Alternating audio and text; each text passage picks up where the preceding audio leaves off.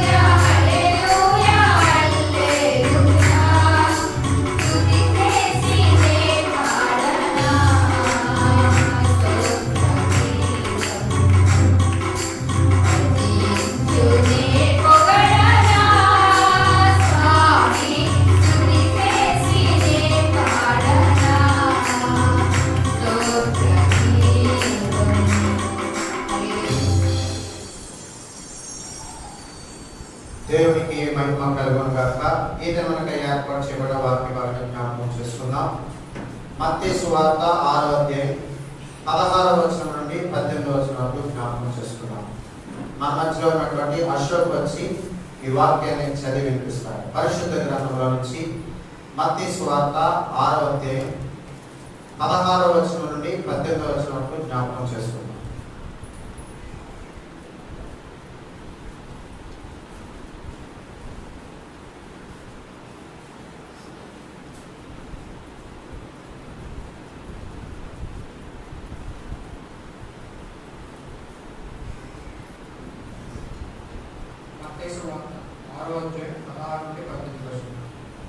మీరు ఉపవాసం చేయనప్పుడు వేషధారుల వలె దుఃఖము ఉండకూడదు.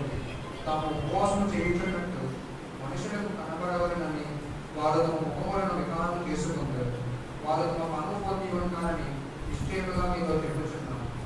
ఉపవాసం చేయుచున్నట్టు మనుషులకు కనబడవలనని కాక రహస్యమంతంగా మీ తండ్రికి కనబడవలనని నీవు ఉపవాసం చేయనప్పుడు నీ తలంటుకొని నీ ముఖం పడుకొని అప్పుడు రహస్యమంతా చూసిన నీ తండ్రికి నీకు ప్రతిపాదించింది. దేవునికి మహిమ కలుగును గాక. ఇశ్రాయేలు మనందరం లేచి నిలబడదాం. సహోదరి బెర్సీ గారు ముందుకు వచ్చి ప్రార్థన చేస్తారు. అందరూ లేచి నిలబడదాం. త్వరగా రావాలి.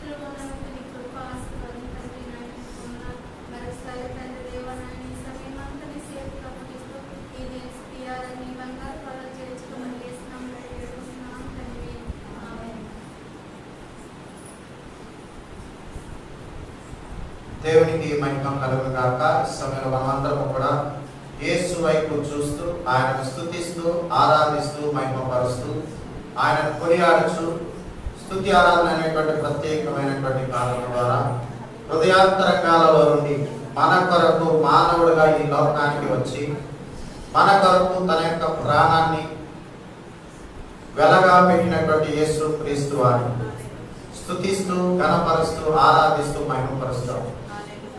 ఆయనే మనలను ప్రేమించి ఆయనే మనలను కనికరించి ఆయనే మనలను జ్ఞాపకం చేసుకొని మన కొరకు రక్తము కార్చి మన కొరకు తన ప్రాణాన్ని త్యాగం చేసినటువంటి యేసు వైపు చూస్తూ ప్రతి ఒక్కరూ కూడా మన యొక్క హృదయాలను తెరిచిన వారు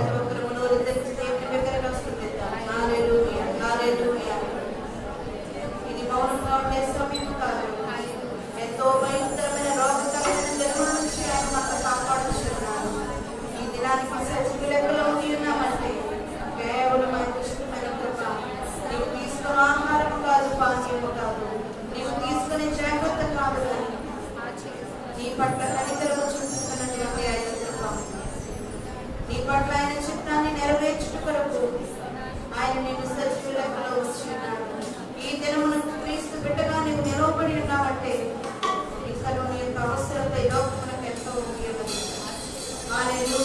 హల్లెలూయా హల్లెలూయా. ప్రతి ఒక్కరు నోరు తెరుద్దాం. మన నోరు విప్పి, మన పెదవులు విప్పి, మన హృదయాలు విప్పి దేవునికి కృతజ్ఞతలు చెల్లిద్దాం. హల్లెలూయా. అయ్యా, ఈ పవిత్రమైన దినాల్లోకి మమ్మల్ని ప్రవేశింపచేస్తాం. నీతో ఇంత సమయం గడుపుటకు మాకు ఇచ్చిన అవకాశం కొరకు వందనాలు. హల్లెలూయా హల్లెలూయా హల్లెలూయా హల్లెలూయా హల్లెలూయా హల్లెలూయా హల్లెలూయా. మహోన్నతుడా, సర్వశక్తిమంతుడా,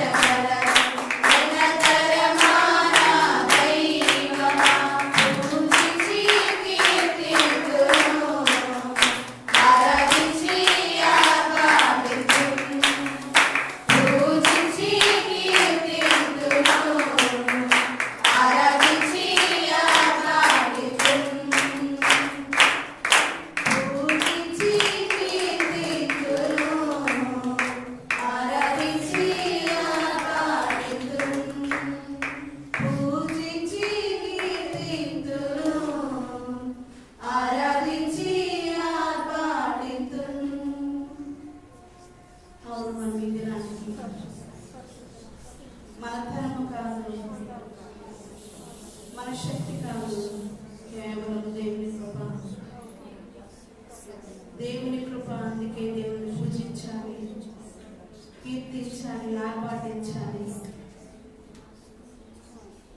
భక్తులు అనేక మంది పాటల ద్వారా ఆయన స్తుతించి ఉన్నారు. అదే గానంతో నీవే విధంగా దేవుని స్తుతిస్తూ ఉన్నావు. నా శక్తి చాలదయ్యా, నేను కొంచెం ఉదాహరణే ప్రభువా, నీ శక్తిని నాకు అనుగ్రహించవా.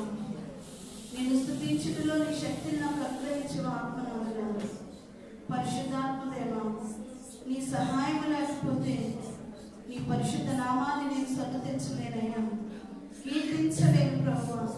నా నోరు చాలదయ్యా, పామలు లాంటి ప్రభువా, జ్ఞానము లేని దాన్ని ప్రభువా.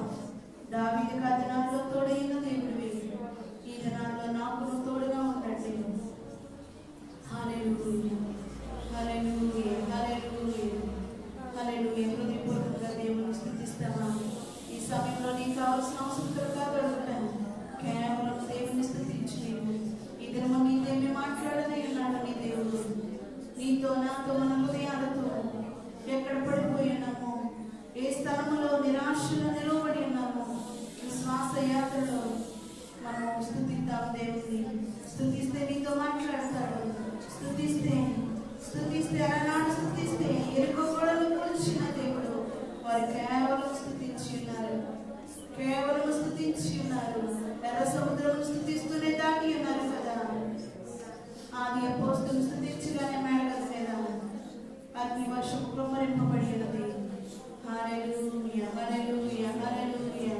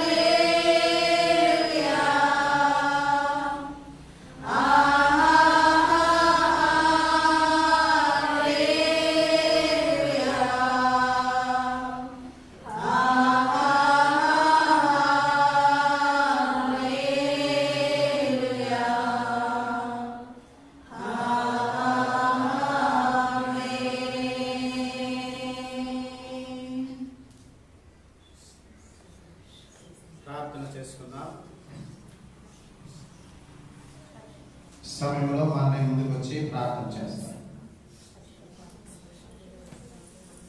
దేవుని వాక్యం వినడానికి మన హృదయాలన్నింటినీ కూడా సిద్ధపరచుకున్నాం.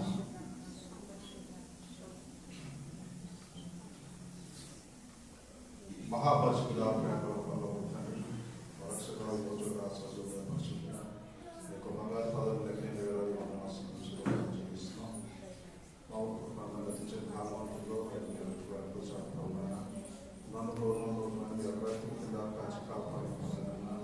పరిశుద్ధపరిచి పవిత్రపరిచి ఒకరైనా మొదటి నాకు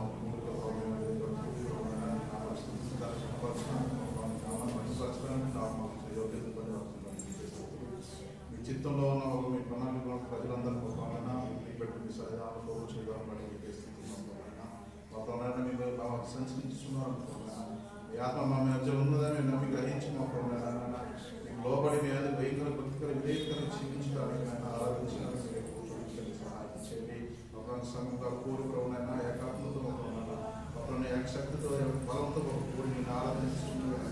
మీరు మా మధ్యలో ఉన్నారు, మేము నమ్మి గ్రహిస్తున్నాం. సహాయం చేసి చూపించకపోయినా ఒకరు వాక్యంలో ఇస్తుంటుంది కదా, హృదయాన్ని సిద్ధపరచుకున్నారైనా మీ ఒకరైనా ఏకీకృతంగా ఉంచుకొని ఒకరైనా ఒకరిని వాక్యాలను భయంకర భక్తికర వాక్యాన్ని నిలుబుద్ధి పుట్టించుకొని ఒకరైనా ఎక్కువ కూడికి అంతట్లో ఆదరించడంలో మీ సన్నిధితో ఉంచి ఆత్మాధిపత్యంలో జరిగించమని మనం పొందమని ఏ శక్తిగల నామలో ప్రార్థించి స్థుతించి అడుగుకుంటున్నాను. ప్రార్థన.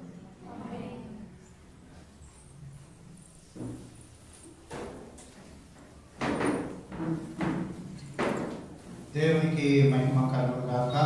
మరి ఒకసారి దేవుని మందిరంలో కూడి ఉన్నటువంటి మీ అందరికీ కూడా మరి ప్రత్యేకమైనటువంటి వందనాలు. నజరైనటువంటి యేసుక్రీస్తు నామమున శుభములు తెలియజేస్తున్న మరి ప్రత్యేకంగా ఈ యొక్క 3 దినాల ఉపవాస రక్షణ ఉద్యోగ సభల ద్వారా మరి బాప్తిసాలకు మరి చాలా మంది సిద్ధపడుతున్నారని అందరికీ కూడా తెలియపరుస్తున్నాను. మనమందరం కూడా మన యొక్క ప్రార్థనలో వారి గురించి ప్రార్థన చేసి వారి గురించి జ్ఞాపకం చేసుకుందాం. మరి ఈ సమయంలో మొదటి దినం అనగా 2వ తారీఖు సెప్టెంబర్ నెల 2020 సంవత్సరం ఉదయకాల సమయంలో మరి దేవుని వర్తమానాన్ని అందించడానికి మన మధ్యలో ఉన్నటువంటి మరి దైవజనులు మరి మన మధ్యలో ఉన్నారు. మరి వారిని బట్టి మనందరం కూడా దేవునికి ఒకసారి స్తోత్రాలు చెప్తాం. హల్లెలూయా. మరి సమయంలో మరి ప్రతి ఒక్కరు కూడా దేవుని వాక్యాన్ని శ్రద్ధగా వినాలని మరి ఒకసారి మీ అందరికీ కూడా మనవి చేస్తూ ఈ సమయంలో మన మధ్యలో ఉన్నటువంటి సేవకులు మరి నర్సీపట్నం ప్రాంతంలో అనేక సంవత్సరాలుగా మరి దేవుని సేవా పరిచయంలో ముందుకు వెళుతున్నటువంటి మరి పాస్టర్ ఎలీషా పాస్టర్ గారిని మరి ముందుకు వచ్చి దేవుని వాక్యాన్ని వివరించవలసిందిగా వారిని ప్రేమతో ఆహ్వానిస్తున్నాను.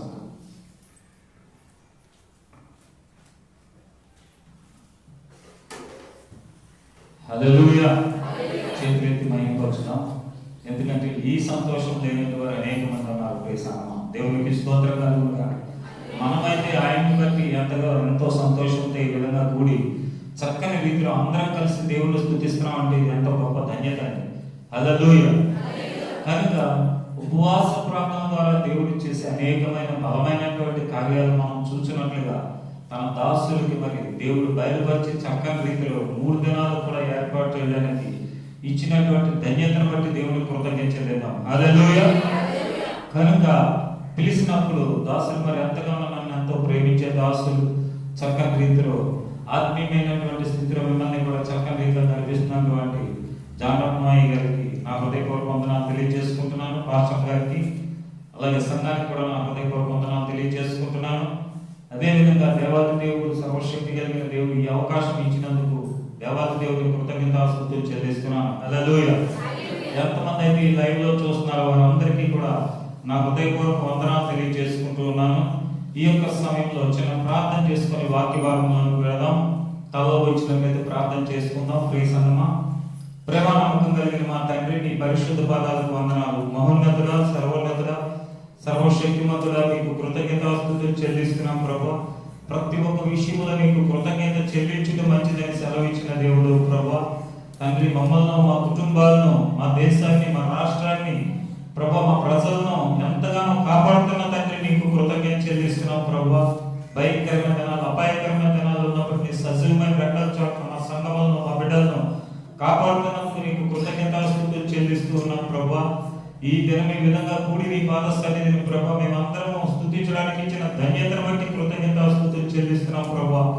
ఈ యొక్క సమయంలో ఎంతమంది వింటున్నారో వారందరి హృదయాలు తెరబడినట్లుగా ప్రభా, వారందరి జీవితాల్లో కూడా నూతన కార్యాలు జరుగునట్లుగా ప్రభా, వారి కుటుంబాల్లో ఏ సమస్యల్లో బాధల్లో ఏ అవసరంలో అయితే ఉన్నారో వారందరిలో కూడా గొప్ప అద్భుత కార్యాన్ని వారి కుటుంబాలందరిలో కూడా జరిపించమని అడుగుతున్నాను దేవా.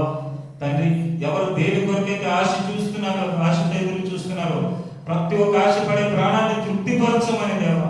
అలాగే ఇక్కడ యవనస్తులు ఉన్నారు, వృద్ధులు ఉన్నారు తండ్రి, అలాగే తండ్రి అనేక పెద్దవాళ్ళు ఉన్నారు.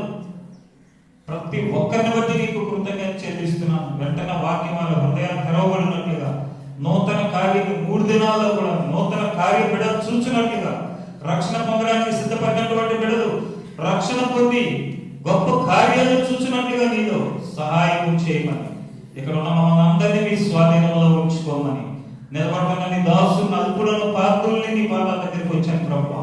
కొద్ది నిమిషాలు నన్ను నేను తగ్గించుకుంటూ నీ పాదాల దగ్గర నిలబడుతున్నా ప్రభా. మీ స్వరంతో నాతో మాతో మీరు మాట్లాడమని యేసు పరిశుద్ధ నామములో అడుగుచున్నాము తండ్రి. ఆమేన్. హల్లెలూయా, హల్లెలూయా. అందరూ సంతోషంగా ఉన్నారండి? దేవునికి స్తోత్రం కలుగును గాక. ఎలా ఉంటామయ్య గారు, కరోనా కదండి అంటారా? దేవునికి స్తోత్రం కలుగును గాక. ప్రభు మనతో ఉంటే సంతోషమే. హల్లెలూయా. బయట పరిస్థితులు ఎలాగున్నా సరే యేసయ్య మనతో ఉంటే ఎప్పుడు కూడా నిత్యము సంతోషమే. ఏ కరోనా మన దగ్గరికి రానివ్వడాయి. కనుక ఎప్పుడైతే విశ్వాసంతో మనం నిలబడ్డామో, విశ్వాసంతో మనం ప్రార్థన చేసామో, ప్రతి ఒక్కరిని కూడా దేవుడు మన జీవితాల్లో బలమైన కార్యాలు చేయగలిసినటువంటి దేవుడు. ఆయనకు అసాధ్యమైనది ఏది కూడా లేదండి. కనుక ఇక్కడ ఒక మాట చెప్తున్నాడు. మత్తయి సువార్త 6వ అధ్యాయం 16 నుంచి 18 వచనాలు చూడండి.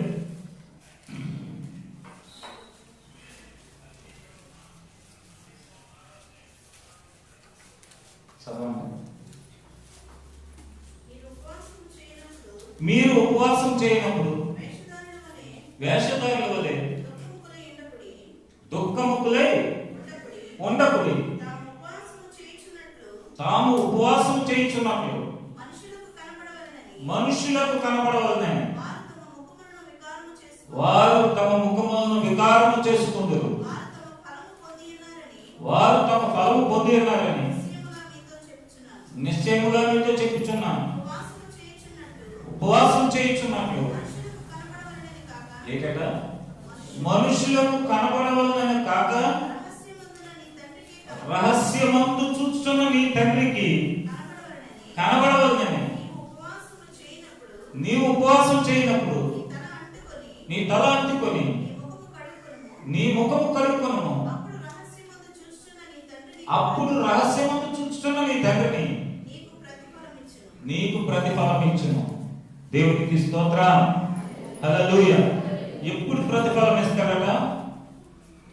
మన ముఖాలు వికారంగా పెట్టుకొని నేను ఉపవాసం ఉన్నానని చాలా మంది చెప్పుకునేవారు ఉన్నారు, అనేక మంది. అదే విధంగా ఉపవాసం ఉన్న రోజున చాలా నీరసంగా ఉండి అనేక మంది చుట్టుపక్కల నేను ఉపవాసం, నేను మాట్లాడిన నీతో అంటే మన ఉపవాసం ఉన్న వాళ్ళకి అనౌన్స్మెంట్ చేయాల్సిన పని లేదు. అక్కడ ఏం చెప్తాడు? ముఖం కడుక్కొని రహస్యమంతో నీ తండ్రి గదిలోకి వెళ్ళి నువ్వు ప్రార్థన చేయి. దేవుని స్తుతిద్దామా కరెంట్ ఇచ్చినందుకు? హల్లెలూయా. దేవునికి మహిమ కలుగును గాక. హల్లెలూయా. రహస్యమంతో ఉన్న స్థలంలో నీ తండ్రికి వెళ్ళి విజ్ఞాపన చేస్తే చాలట, నీ మొర వింటాడట. కనుక మొట్టమొదటి మాట మరొకసారి చదివి వినిపించండి. అది వేషధారుల వలె. చూసారా? ఎందు గురించి దేవుడు మన జీవితాల్లో కార్యాలు, కొన్ని కార్యాలు, అయ్యా నా జీవితంలో కార్యము జరగడం లేదు, ఇంకా నా కుటుంబంలో నెమ్మది లేదు, ఇంకా నా కుటుంబంలో సమాధానం లేదు, నా కుటుంబంలో నేను అద్భుతాలు చూడలేకపోతున్నా, నా సమస్య తీరడం లేదు. దానికి గల కారణం ఏంటంటే వేషధారణ. దేవునికి స్తోత్రం కలుగును గాక. నీ ప్రార్థనలో వేషధారణ ఉండడం వల్ల నువ్వు మేలు పొందుకోలేకపోతున్నావు అని దేవుడు మాట్లాడుతూ ఉన్నారు. దేవునికి స్తోత్రం. ఎందుకంటే నీ ప్రార్థన యథార్థమైనప్పుడు, నీ ప్రార్థన నమ్మకంగా నువ్వు దేవుని దగ్గర ఉండి, పవిత్రంగా నువ్వు దేవుని దగ్గర ఉండి, యథార్థంగా దేవుని దగ్గర ఉండి నీవు దేవుని వైపు చేతులు చాచితే ఆయన అంటున్నాడు, విననేరకుంటున్నట్లు నా చెవులు మందము కాలేదు, విననేరకుంటున్నట్లు నా చెవులు మందము కాలేదు, రక్షింపనేరకుంటున్నట్లు నా హస్తము కొరచ కాలేదు అంటున్నాడు. హల్లెలూయా.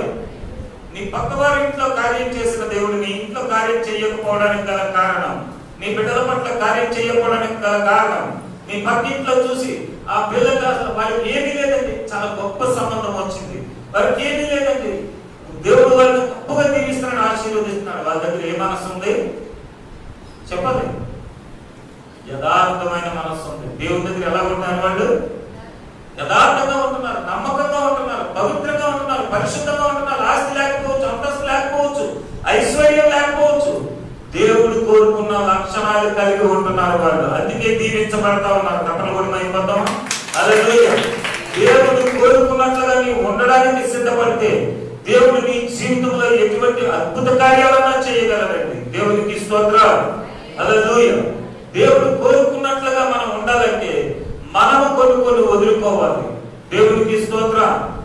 ఎందుకంటే దేవునికి ఇష్టమైన రీతిలో మనం ఉండాలంటే దేవునికి ఇష్టం లేని అన్ని కూడా మనము విడిచిపెట్టడానికి సిద్ధంగా ఉండాలి. ఎందుకంటే అన్ని దేవునికి ఇష్టం లేని మనలో ఉంచుకొని దేవుడు నా పట్ల కార్యం చేయలేదండి, నేను సంఘంకి వెళ్ళండి, వాళ్ళు చేస్తున్నారు కానీ పాస్టర్ గారు కూడా వాళ్ళ గురించే ప్రార్థన చేస్తున్నారు కానీ నా గురించి ప్రార్థన చేయట్లేదండి.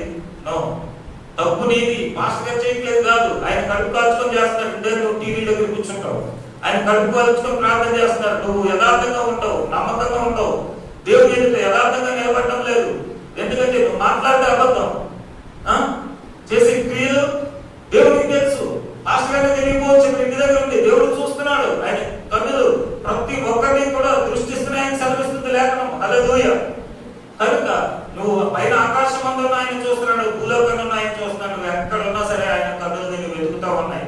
నువ్వు చేసింది ఎవరు కూడా చూడడం లేదని నువ్వు అనుకోవచ్చు, కానీ దేవుడి దగ్గర నువ్వు యథార్థంగా లేకపోవడం వల్ల నువ్వు కార్యాలు చూడలేకపోతున్నావు. ప్రేసన్నమా, దేవునికి స్తోత్రం కలుగును గాక. దేవుడి దగ్గర యథార్థంగా ఉంటే దేవుడు నీ ప్రక్క వారికి, నీ సేవకుడికి, నీ ఇంటి చుట్టుపక్కల వారికి కార్యాలు చేస్తున్న దేవుడు నిన్ను విడిచిపెట్టడు. హల్లెలూయా. అదే విధంగా నువ్వు యథార్థంగా ఉండి ప్రార్థన చేసినప్పుడు బైబిల్లో కొంతమంది యథార్థంగా ఉండి భక్తులు ప్రార్థన చేశారు. ఆ ప్రార్థనకి జవాబులు ఏమి ఇచ్చాడో దేవుడు చూద్దాం. కొన్ని విషయాలు యెహోషువ గ్రంథం 10వ అధ్యాయం 12, 13, 15 వచనం చదవండి ఒకసారి తప్పగా. యెహోషువ గ్రంథం. యథార్థంగా ఉండి మనం ప్రార్థన చేసినప్పుడు దేవుడు మన జీవితాల్లో బలమైన కార్యాలు చేయగలడు. చదవండి. యెహోషువ 10వ అధ్యాయం 12వ వచనం. యెహోవా ఇశ్రాయేలు ఎదుట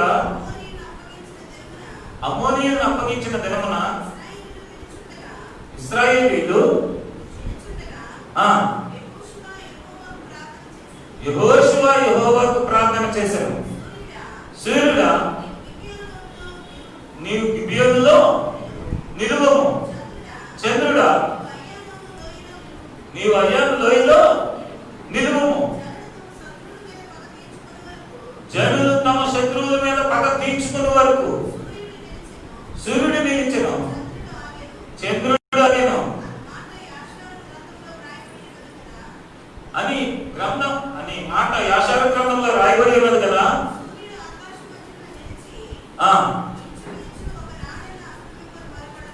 హల్లెలూయా. ఒక ప్రార్థన ఏం చేసిందండి చెప్పండి? యెహోషువ చేసిన ప్రార్థన ఏం చేసింది? సూర్య చంద్రాదుల్ని ఆపింది. హల్లెలూయా. అది ఎటువంటి ప్రార్థన? నీ ప్రార్థనకి జవాబు రావడం లేదంటే దానికి కారణం ఇప్పుడు ఎవరిది తప్పు?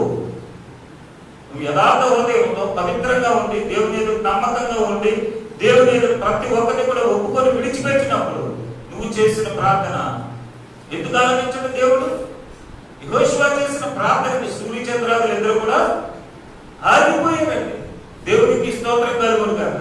ఈ రోజు నువ్వు ప్రార్థన చేస్తే నీ ఇంటి వారిని నువ్వు రక్షించుకోలేని స్థితిలో ఉన్నావు. నీ ఇంటి వారి కొరకే కన్నీరు కాచి ప్రార్థన చేయలేని స్థితిలో ఉన్నావు. ఖాళీ సమయం అంతా కూడా నువ్వు ఏంటంటే వ్యర్థంగా గడుపుతున్నావు, కానీ దేవుడి పాదాల దగ్గర గడపడం లేదు. కొద్ది సమయం ఖాళీ ఉందంటే వాళ్ళతో వీళ్ళతో పొరిగింటికి వెళ్ళి అక్కడ కూర్చొని ఇక్కడ కూర్చొని పనికిరాని మాటలు తప్పించి జీవము కలిగిన దేవుని వాక్యం తీసి చదివి గదిలోకి వెళ్ళి, ఇందాక చెప్పాడు వేషధారుల వలె ప్రార్థన కాదు, రహస్యమందున్న నీ తండ్రి దగ్గరికి వెళ్ళి గదిలోకి వెళ్ళి ఆయన వైపు చేతులెత్తి స్తుతించినప్పుడు దేవాది దేవుడు నీ జీవితంలో ఎటువంటి కార్యాలన్నా సరే చేయగలడు.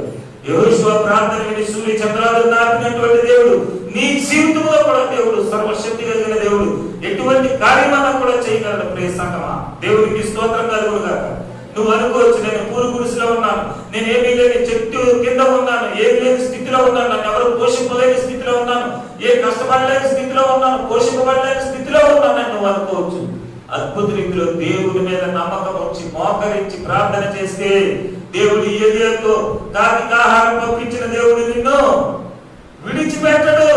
హల్లెలూయా. నీ ప్రార్థనలో యథార్థత, నమ్మకం, పరిశుద్ధత ఉన్నప్పుడు దేవుడు ఎన్నడూ కూడా నిన్ను విడిచిపెట్టడు.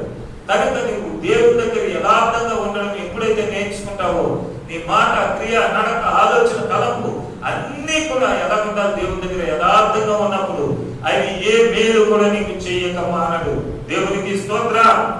మొదటి రాజుల గ్రంథం చూడండి, 1వ అధ్యాయం 10వ వచనం. మొదటి రాజులు 1వ అధ్యాయం 10వ వచనం.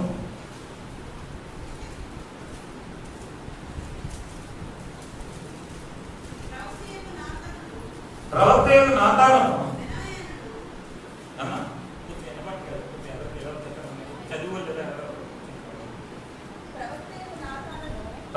నాతాను బెనాయేలును దావీదు శూరులను తన సహోదరుడైన సొలొమోనును నిలవలేదు. అప్పుడు నాతాను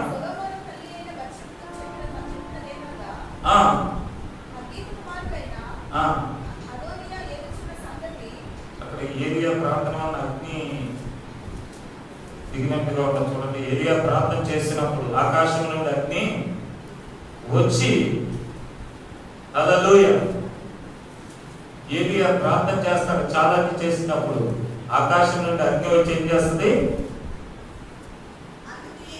అందుకు ఏలియా, నేను దైవజనుడైతే అగ్ని ఆకాశం నుండి దిగి వచ్చి నిన్ను 50 మందిని దహించునుగాక అని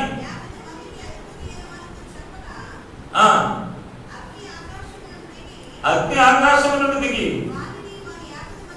వారిని 50 మందిని దహించాను. దేవునికి స్తోత్రం కలుగునుగాక. ఏలియా అక్కడ వాళ్ళతో యుద్ధం ఏదైనా చేశాడండి? చెప్పండి. ఏలియా యుద్ధం చేశాడు వాళ్ళతో? హల్లెలూయా. ఎందుకంటే పవిత్రంగా యథార్థంగా ఉండి, ఎవరైతే యథార్థంగా ఉంటారో, పవిత్రంగా పరిశుద్ధంగా ఉంటారో వారి నోటంలో వచ్చే మాట దేవుడు నెరవేర్చుతాడు. ఆకాశం నుండి అగ్ని వచ్చి దహించునుగా అంటాడంటే దేవుని పక్షంగా ఉన్న ఒక రోషం కలిగిన దైవజనుడుగా దేవునికి స్తోత్రం కలుగునుగాక. ఈరోజు దేవుని బిడ్డగా కూడా నువ్వు ఎలా ఉండాలంటే రోషం కలిగి ఉండాలి. దేవునిలో కార్యాలు, నువ్వు ప్రార్థన చేస్తే కార్యాలు చూడాలి. నువ్వు ప్రార్థన చేస్తే అద్భుతాలు చూడాలి. నువ్వు ఒక మాట అన్నావంటే నీ పక్క వారి పట్ల చెయ్యించి ప్రార్థన చేస్తే అద్భుత కార్యాలు చూడాలి. అదేవిధంగా నువ్వు ఎవరి కొరకైతే ప్రార్థన చేస్తావో ఆ కుటుంబాలు దీవించబడాలి. దానికి గల కారణం నువ్వు యథార్థంగా ఉండి చేతులెత్తితేనే దేవుడి కార్యాలు చేస్తాడు. నువ్వు పరిశుద్ధంగా ఉండి చేతులెత్తి ప్రార్థన చేస్తే దేవుడి కార్యాలు చేస్తాడు. అదే భవిష్యత్తు అంటున్నాడు. ఆకాశం నుండి అగ్ని వచ్చి దహించునుగాక. హల్లెలూయా. ఎందుకంటే ఏలియా మనవంటి స్వభావం గలవాడే.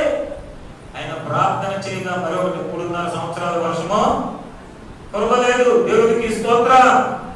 కనుక ఇటువంటి అద్భుతాలు అది జరుగుతున్నాయంటే దానికి గల కారణం ఎటువంటి ప్రార్థన? అది చెప్పండి. యథార్థమైన ప్రార్థన, పట్టుదల కలిగిన ప్రార్థన, ఉపవాస ప్రార్థన. ప్రతి ఒక్కటి కూడా మన మాటలో, క్రియలో, నడకలో టోటల్గా మనం ఏమవ్వాలి? చేంజ్ అవ్వాలి. హల్లెలూయా. దేవునికి ఇష్టమైన అన్ని కూడా విడిచిపెట్టాలి. హల్లెలూయా. దేవునికి ఇష్టమైన పాపాన్ని అంతటినీ కూడా విడిచిపెట్టినప్పుడే మనలో యథార్థమైన ప్రార్థన వస్తుందండి. కొంతమంది ఇలా గదిలోకి వెళ్ళి 10 నిమిషాలు అవుతూ టక్కమని 2 మాటలు ఏదో దీనిగా మాట్లాడినట్టు చేస్తారండి. ప్రార్థన తల్లిలేసి వచ్చి మళ్ళీ కూర్చుంటారు. ఇంక ఈ వారానికి అవసరం లేదు ప్రార్థన. ఇంట్లో తల్లిదండ్రులు పిల్లలకు చెప్పినప్పుడు చేస్తామమ్మా, వెళ్ళి ఒకసారి ఇంట్లోకి చేసుకొచ్చాను. ఇదేంటంటే ఇలాగెళ్ళి అలా వచ్చేసింది కాదు. దేవునికి స్తోత్రం కలుగుగా. దేవుని పాదాల దగ్గర నువ్వు కనిపెట్టే స్థితికి వెళ్ళిన రోజునే దేవుడు నీ జీవితాల్లో కార్యాలు చేయడం ప్రారంభిస్తాడు. హల్లెలూయా. దేవుడి పాదాల దగ్గర నువ్వు కనిపెట్టే స్థితి రావాలి. ప్రతి ఒక్క విషయంలో కూడా వ్యర్థమైన వాటిలో బోల్డంత సమయం గడుపుతావు, కానీ జీవం కలిగిన దేవుని దగ్గర ప్రార్థించడానికి మాత్రం నువ్వు సమయాన్ని కేటాయించలేవు. దేవుని దగ్గర సమయం గడపడానికి, ఎప్పుడైతే ప్రార్థన చేయడానికి సమయం కేటాయిస్తావో, దేవుడు నీ ఇంట్లో, నీ కుటుంబంలో, నీ వ్యాపారంలో, నీ పరిస్థితులన్నింటిలో కూడా దేవుడు నీకు తోడుగా ఉంటాడు. బలమైన కార్యాలు చేస్తాడు, శక్తిగల కార్యాలు చేస్తాడు. ఎప్పుడైతే నువ్వు దేవుని దగ్గర యథార్థంగా ఉండినప్పుడు, పవిత్రంగా ఉండినప్పుడు, పరిశుద్ధంగా ఉండినప్పుడు. హల్లెలూయా. కనుక ప్రతి ఒక్క విషయంలో కూడా మనం దేవుని దగ్గర యథార్థంగా ఉండి ప్రార్థన చేసినప్పుడు, యెహోషువ ప్రార్థన చేయగా సూర్య చంద్రాలు నాపినటువంటి దేవుడు, ఏలియా ప్రార్థన చేయగా ఆకాశం నుండి అగ్ని వచ్చి దహించినటువంటి ఆ యొక్క అద్భుతాలు మనం చూస్తూ ఉన్నాం. ప్రైజ్ సంగమా. హల్లెలూయా. ఏలియా మనవంటి స్వభావం కలవాడే. ఆయన అద్భుతాన్ని ప్రార్థన చేయగలిగితే అద్భుత కార్యం జరిగింది. నువ్వు ప్రార్థన చేస్తే ఎందుకు జరగడం లేదు? హల్లెలూయా. ఎందుకంటే ఇంకా మనలో విడిచిపెట్టలేనవి అనేకమైన ఉంటావు కనుక. దేవునికి స్తోత్రం కలుగును కాక. పాపం అంటే శారీరకమైనటువంటి పాపం అనే కాదండి. ఎందుకంటే అసూయ, ద్వేషము, ఎదటివారు బాగుంటే చూడలేనితనము, గర్వము, అహంకారము, ఇటువంటి అన్ని కూడా ఈ శరీర పాపాల కంటే చాలా భయంకరమైనటువంటి పాపాలు. హల్లెలూయా. ఈ శరీర పాపాల కంటే అవి చాలా భయంకరమైనటువంటి పాపాలు. అవన్నీ కూడా విడిచిపెట్టకపోతే నీ జీవితంలో మేలు చూడలేవు, నీ జీవితంలో అద్భుత కార్యాలు చూడలేవు. నీవు గర్విష్ఠుడు అయితే, నీ అహంకారం కలిగిన వాడివైతే, అహంకారం కలిగిన దానివైతే, ఎందుకంటే దేవుడు ఏది నచ్చదని అనుకుంటున్నాడు అదే నువ్వు పాటిస్తున్నావు, కానీ దేవుడికి నచ్చిన విధంగా నువ్వు మారలేకపోతున్నావు. దేవుడు నీ జీవితంలో ఇప్పటికి ఎప్పుడో కార్యాలు చేయాలి, కానీ నీలో ఉన్నాయి బయటికి వెళ్ళడం లేదు. దేవుడు నీ పక్షంగా కార్యం చేయాలంటే నీలో నువ్వు విడిచిపెట్టవలసి, ఎప్పుడైతే విడిచిపెట్టావో అప్పుడు దేవుడు తన కార్యం చేయడం ప్రారంభిస్తాడు. హల్లెలూయా. కనుక మరొక మాట చూద్దాం. చూడండి 2 రోజులు 4:12 పిమ్మట అతడు తన దాసుడైన గెహజీని పిలిచి ఈ షూనేమీయురాలిని పిలువమనగా వాడు ఆమెను పిలిచెను. ఆమె వచ్చి అతడు ముందు నిలబడినప్పుడు అతడు, నీవు ఇంత శ్రద్ధాభక్తులు మా యందు కనపరచితివి, నీకు నేనేమి చేయవలను? రాజుతోనైనను సైన్యాధిపతితోనైనను నిన్ను గూర్చి నేను మాట్లాడవలనని కోరుచున్నావా అని అడుగమని గెహజీని ఆజ్ఞగా వాడు ఆ ప్రకారం ఆమెతో అనెను. అందుకని నేను నా స్వజనులలో కాపురం ఉన్నానని ఎలీషా ఆమె నేనేమి చేయకూర్చున్నానని వారిని అడగగా గెహజీ ఆమెకు కుమారుడు లేదు, మరియు ఆమె పెనిమిటి ముసలివాడిని అతనితో చెప్పాను. అందుకు అతడు ఆమెను పిలువమనగా వారు ఆమెను పిలిచెను. ఆమె వచ్చి గారమందు నిలవగా ఎలీషా ఈ ఋతువున నీ కౌగిట కుమారుడునని ఆమెతో అనెను. దేవునికి స్తోత్రం కలుగును గాక. ఎందుకంటే ఆ కుటుంబంలో ఏదో ఉందని చెప్పి చూశాడు దైవజనుడు ఎలీషా. హల్లెలూయా. ఎందుకంటే ఎల్లి వచ్చినప్పుడల్లా కూడా ఆ కుటుంబం ఏం చేస్తుంది? ఎలీషాని ఆదరిస్తూ ఉంది. హల్లెలూయా. నిజంగా మన ఇంటికి వచ్చి వెళుచున్నటువంటి దైవజనుడు నిజమైనటువంటి దైవజనుడు. ఆయనకి మేడ మీద ఒక గది కట్టించి, హల్లెలూయా, ఎందుకంటే ఒక మంచి ఉద్దేశంతో ఉన్నదాన్ని. హల్లెలూయా. కానీ ఆ కుటుంబంలో పరిచయం చేస్తున్నారు, కానీ ఆ కుటుంబంలో ఏ లోటు ఉందట? పిల్లలు లేదు. కనుక అక్కడ ఒక కుమారుడు, హల్లెలూయా, పిల్లలు కావాలని అడిగినప్పుడు దేవుడు అద్భుత రీతిలో ఎలీషా ద్వారా ప్రార్థన చేయగా దేవుడు గొప్ప కార్యాన్ని చేశాడు. నీ కుటుంబంలో ఎందుకు చేయడు దేవుడు? హల్లెలూయా. ఆమె యథార్థమైన హృదయంతో ఆదరించింది సేవకుని. హల్లెలూయా. చాలా మంది సేవకులను ఆదరించాలంటే ఇష్టపడరు. దేవునికి స్తోత్రం కలుగును గాక. చాలా మంది సేవకులను ఆదరించాలంటే ఇష్టపడరండి, తప్పించుకుంటూ ఉంటారు.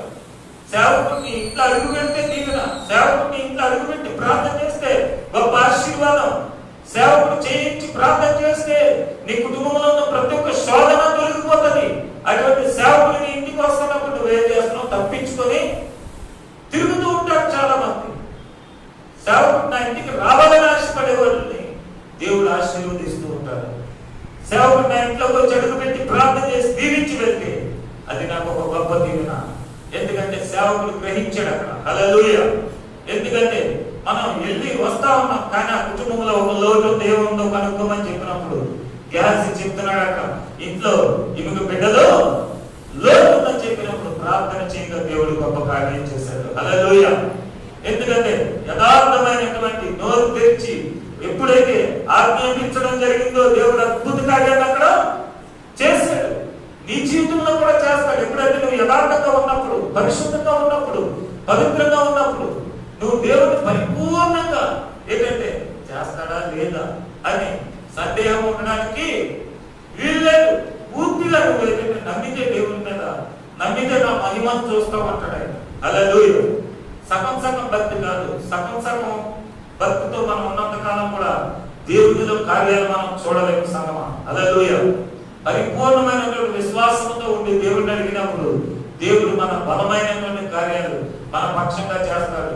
యెహోషువ ప్రార్థన చేయగా సూర్య చంద్రాలను నాటినటువంటి దేవుడు, ఏలియా ప్రార్థన చేయగా వర్షం కురవకుండా చేసినటువంటి దేవుడు, ఏలియా మరొకసారి ప్రార్థన చేయగా ఆకాశం నుండి అగ్ని వచ్చి దహించినటువంటి ఆ శక్తిని ఇచ్చిన దేవుడు. ఏలియా మన వంటి స్వభావం గలవాడే, నీవు చేత నా చేత కూడా చేయించదలిసినటువంటి దేవుడు ఆయన. తప్పని కూడా మైపోతాం. హల్లెలూయా. కనుక ప్రతి ఒక్క విషయంలో కూడా మన విశ్వాసము సన్నగిల్లడానికి వీల్లేదు, విశ్వాసంలో మనం బలహీనం అవ్వడానికి వీల్లేదని చెప్తుంది లేఖనం. హల్లెలూయా. అలాగే యెషయా గ్రంథం 38వ అధ్యాయం 3వ వచనంలో చూడండి అక్కడ. యెషయా గ్రంథం 38:3.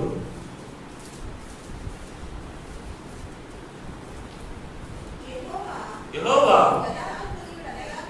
యథార్థ హృదయుడనై సత్యముతో నీ సన్నిధిని నేను ఎట్లు నడుచుకుంటున్నాను, నీ దృష్టికి అనుకూలముగా సమస్తమును నేను ఎట్లు జరిగించుతున్నాను,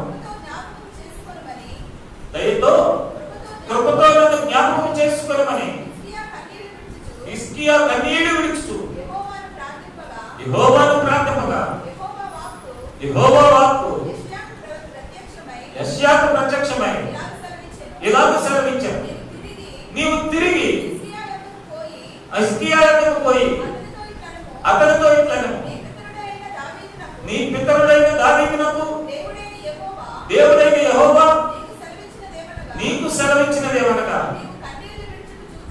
నీవు కన్నీళ్లు విడిచివే చూచితిని, నీ ప్రార్థన నేను అంగీకరించితిని, ఇంకా 15 సంవత్సరముల ఆయుష్ ఇచ్చితిని. హల్లెలూయా. హల్లెలూయా చెప్తాం. హల్లెలూయా. ఏం చేసింది? ప్రార్థన, చిన్న ప్రార్థన. ఆ ప్రార్థనలో ఏముంది? హిజ్కియా దేవుడిని అడుగుతున్నాడు, నా ప్రార్థన ఒకసారి నువ్వు ఈరోజు నువ్వు అడగగలుగుతున్నావా? ఎందుకు అలా దేవుని దగ్గర కమెంటింగ్ నువ్వు అడగలేకపోతున్నావు? అక్కడ హిజ్కియా అడుగుతున్నాడు, ఎవరు అడుగుతున్నాడు? నా ప్రార్థన నువ్వు ఒక్కసారి నువ్వు నా యొక్క పరిపాలన, నా యొక్క దీని గురించి ఒక్కసారి ఆలోచించవా అంటున్నాడు. యథార్థంగా ఉండబట్టే కదా మాట్లాడ కలిసాడు.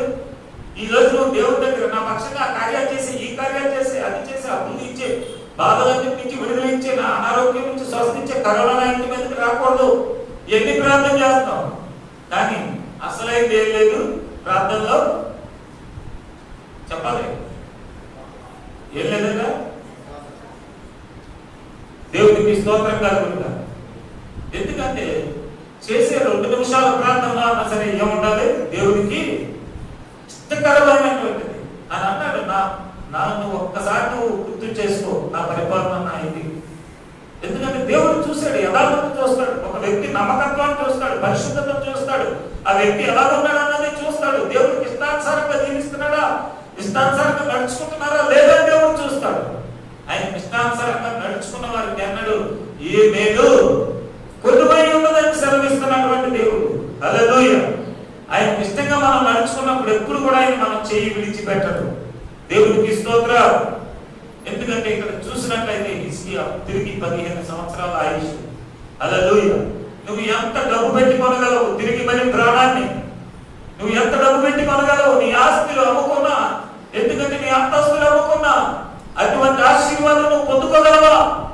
నీ జ్ఞానంతో నీ ఆస్తిని బట్టి అతిశయిస్తున్నావేమో, నీ అంతస్తులు బట్టి అతిశయిస్తున్నావేమో. జీవము కలిగిన దేవుని కృపగానే లేకపోతే ఎందుకు మన పనికి రాము? దేవునికి స్తోత్రం కలుగును గాక. మన ప్రార్థనలో యథార్థత ఉన్నప్పుడు, మన ప్రార్థనలో నమ్మకం ఉన్నప్పుడు, మన ప్రార్థనలో పవిత్రత, నీ నోట వచ్చే మాట పవిత్రంగా ఉన్నప్పుడు దేవుడు ఏ మేలు చేయగా మానడు. హల్లెలూయా. నీ బిడ్డల పక్షంగా అలా విడిచిపెట్టేవాడు కాదు. అనాథులుగా నీ బిడ్డలకు వివాహాలు అవ్వకుండా అలా విడిచిపెట్టేవాడు కాదు. చదువులు అవ్వకుండా విడిచిపెట్టేవాడు కాదు. వారి భవిష్యత్తును తీర్చిదిద్దకుండా విడిచిపెట్టేవాడు కాదు. ఎందుకంటే నువ్వు నీ జ్ఞానం చొప్పున అంతసేపు కూడా దేవుడు కలగజేసుకోడు. నీవు నీ జ్ఞానం చొప్పున వెళుతున్నంతసేపు కూడా దేవుడు కలగజేసుకోడండి. చాలా మంది అంటారు, నా బుద్ధితోనే నేను వెళ్తున్నాను, నా జ్ఞానంతోనే నేను వెళ్తున్నాను, నా తెలివితేటలతోనే నా కుటుంబాన్ని నడిపిస్తున్నాను చాలా మంది ఉంటారు. దేవుడికి స్తోత్రం కలుగును కాదు. ఎందుకంటే నా జ్ఞానం, నా బుద్ధి, నా తెలివి అనుకున్నంతకాలం కూడా అంటున్నాడు, ఈ లోకానుసారమైన జ్ఞానం దేవుడి దృష్టిలో కదా వెర్రితనము. హల్లెలూయా. ఈ లోక జ్ఞానము దయ్యాల జ్ఞానం అట. హల్లెలూయా. ఎందుకంటే ఈ లోక జ్ఞానం నేను ఎక్కడికి తీసుకెళ్ళిపోద్ది? నిత్య నరకానికి తీసుకెళ్ళిపోద్ది. ఎందుకంటే పైనుంచి వచ్చే జ్ఞానం శ్రేష్టమైన జ్ఞానం. ఆ జ్ఞానం కావాలంటే అంటున్నాడు, బుద్ధి జ్ఞాన సర్వ సంపదనాలు గుప్తమై ఉన్నాయి కనుక జ్ఞానములకై నువ్వు మొరపెట్టి నేరలా. లోకంలో ఉన్న వాళ్ళు అన్నింటి కొరకు మొరపెడుతున్నావు, లోకంలో ఉన్న వాళ్ళు అందరి కొరకు తిరుగుతున్నావు, కానీ రావాల్సిన దగ్గరికి నువ్వు రావడం లేదు. మోకరించవలసిన దగ్గర నువ్వు మోకరించడం లేదు. అడగవలసిన దగ్గర నువ్వు అడగడం లేదు. వాక్యం వింటున్నావు, మార్పు లేదు. వాక్యం వింటున్నావు, నీలో క్రియలు మారడం లేదు. వాక్యం వింటున్నావు, నీ నడక మారడం లేదు. వాక్యం వింటున్నావు, నీ నోట మాట మారడం లేదు. వాక్యం వింటున్నావు, నీ తలంపులు మారడం లేదు. వాక్యం వింటున్నావు, నీ చూపు మారడం లేదు. వాక్యం వింటున్నావు కానీ నీ జీవితాన్ని మార్చుకోలేని స్థితిలో ఉన్నావు. హల్లెలూయా. నీ జీవితాన్ని మార్చుకోవాలన్న వాక్యాన్ని ముందే చేయాలి. వాక్యానికి లోబడాలి. వాక్యానికి నువ్వు లోబడినప్పుడే, వాక్యమే దేవుడై ఉన్నాడు. దేవుడికి నువ్వు లోబడితేనే ఆయన కార్యాలు నువ్వు చూడగలుగుతావు. దేవుడికి లోబడినంత కాలం కూడా నీ జీవితంలో కార్యాలు చూడలేవు. దేవుడికి స్తోత్రం. హల్లెలూయా. మరి ఒక మాట చూద్దాం, చూడండి. హోషేయ గ్రంథం 12వ అధ్యాయం 3వ వచనం.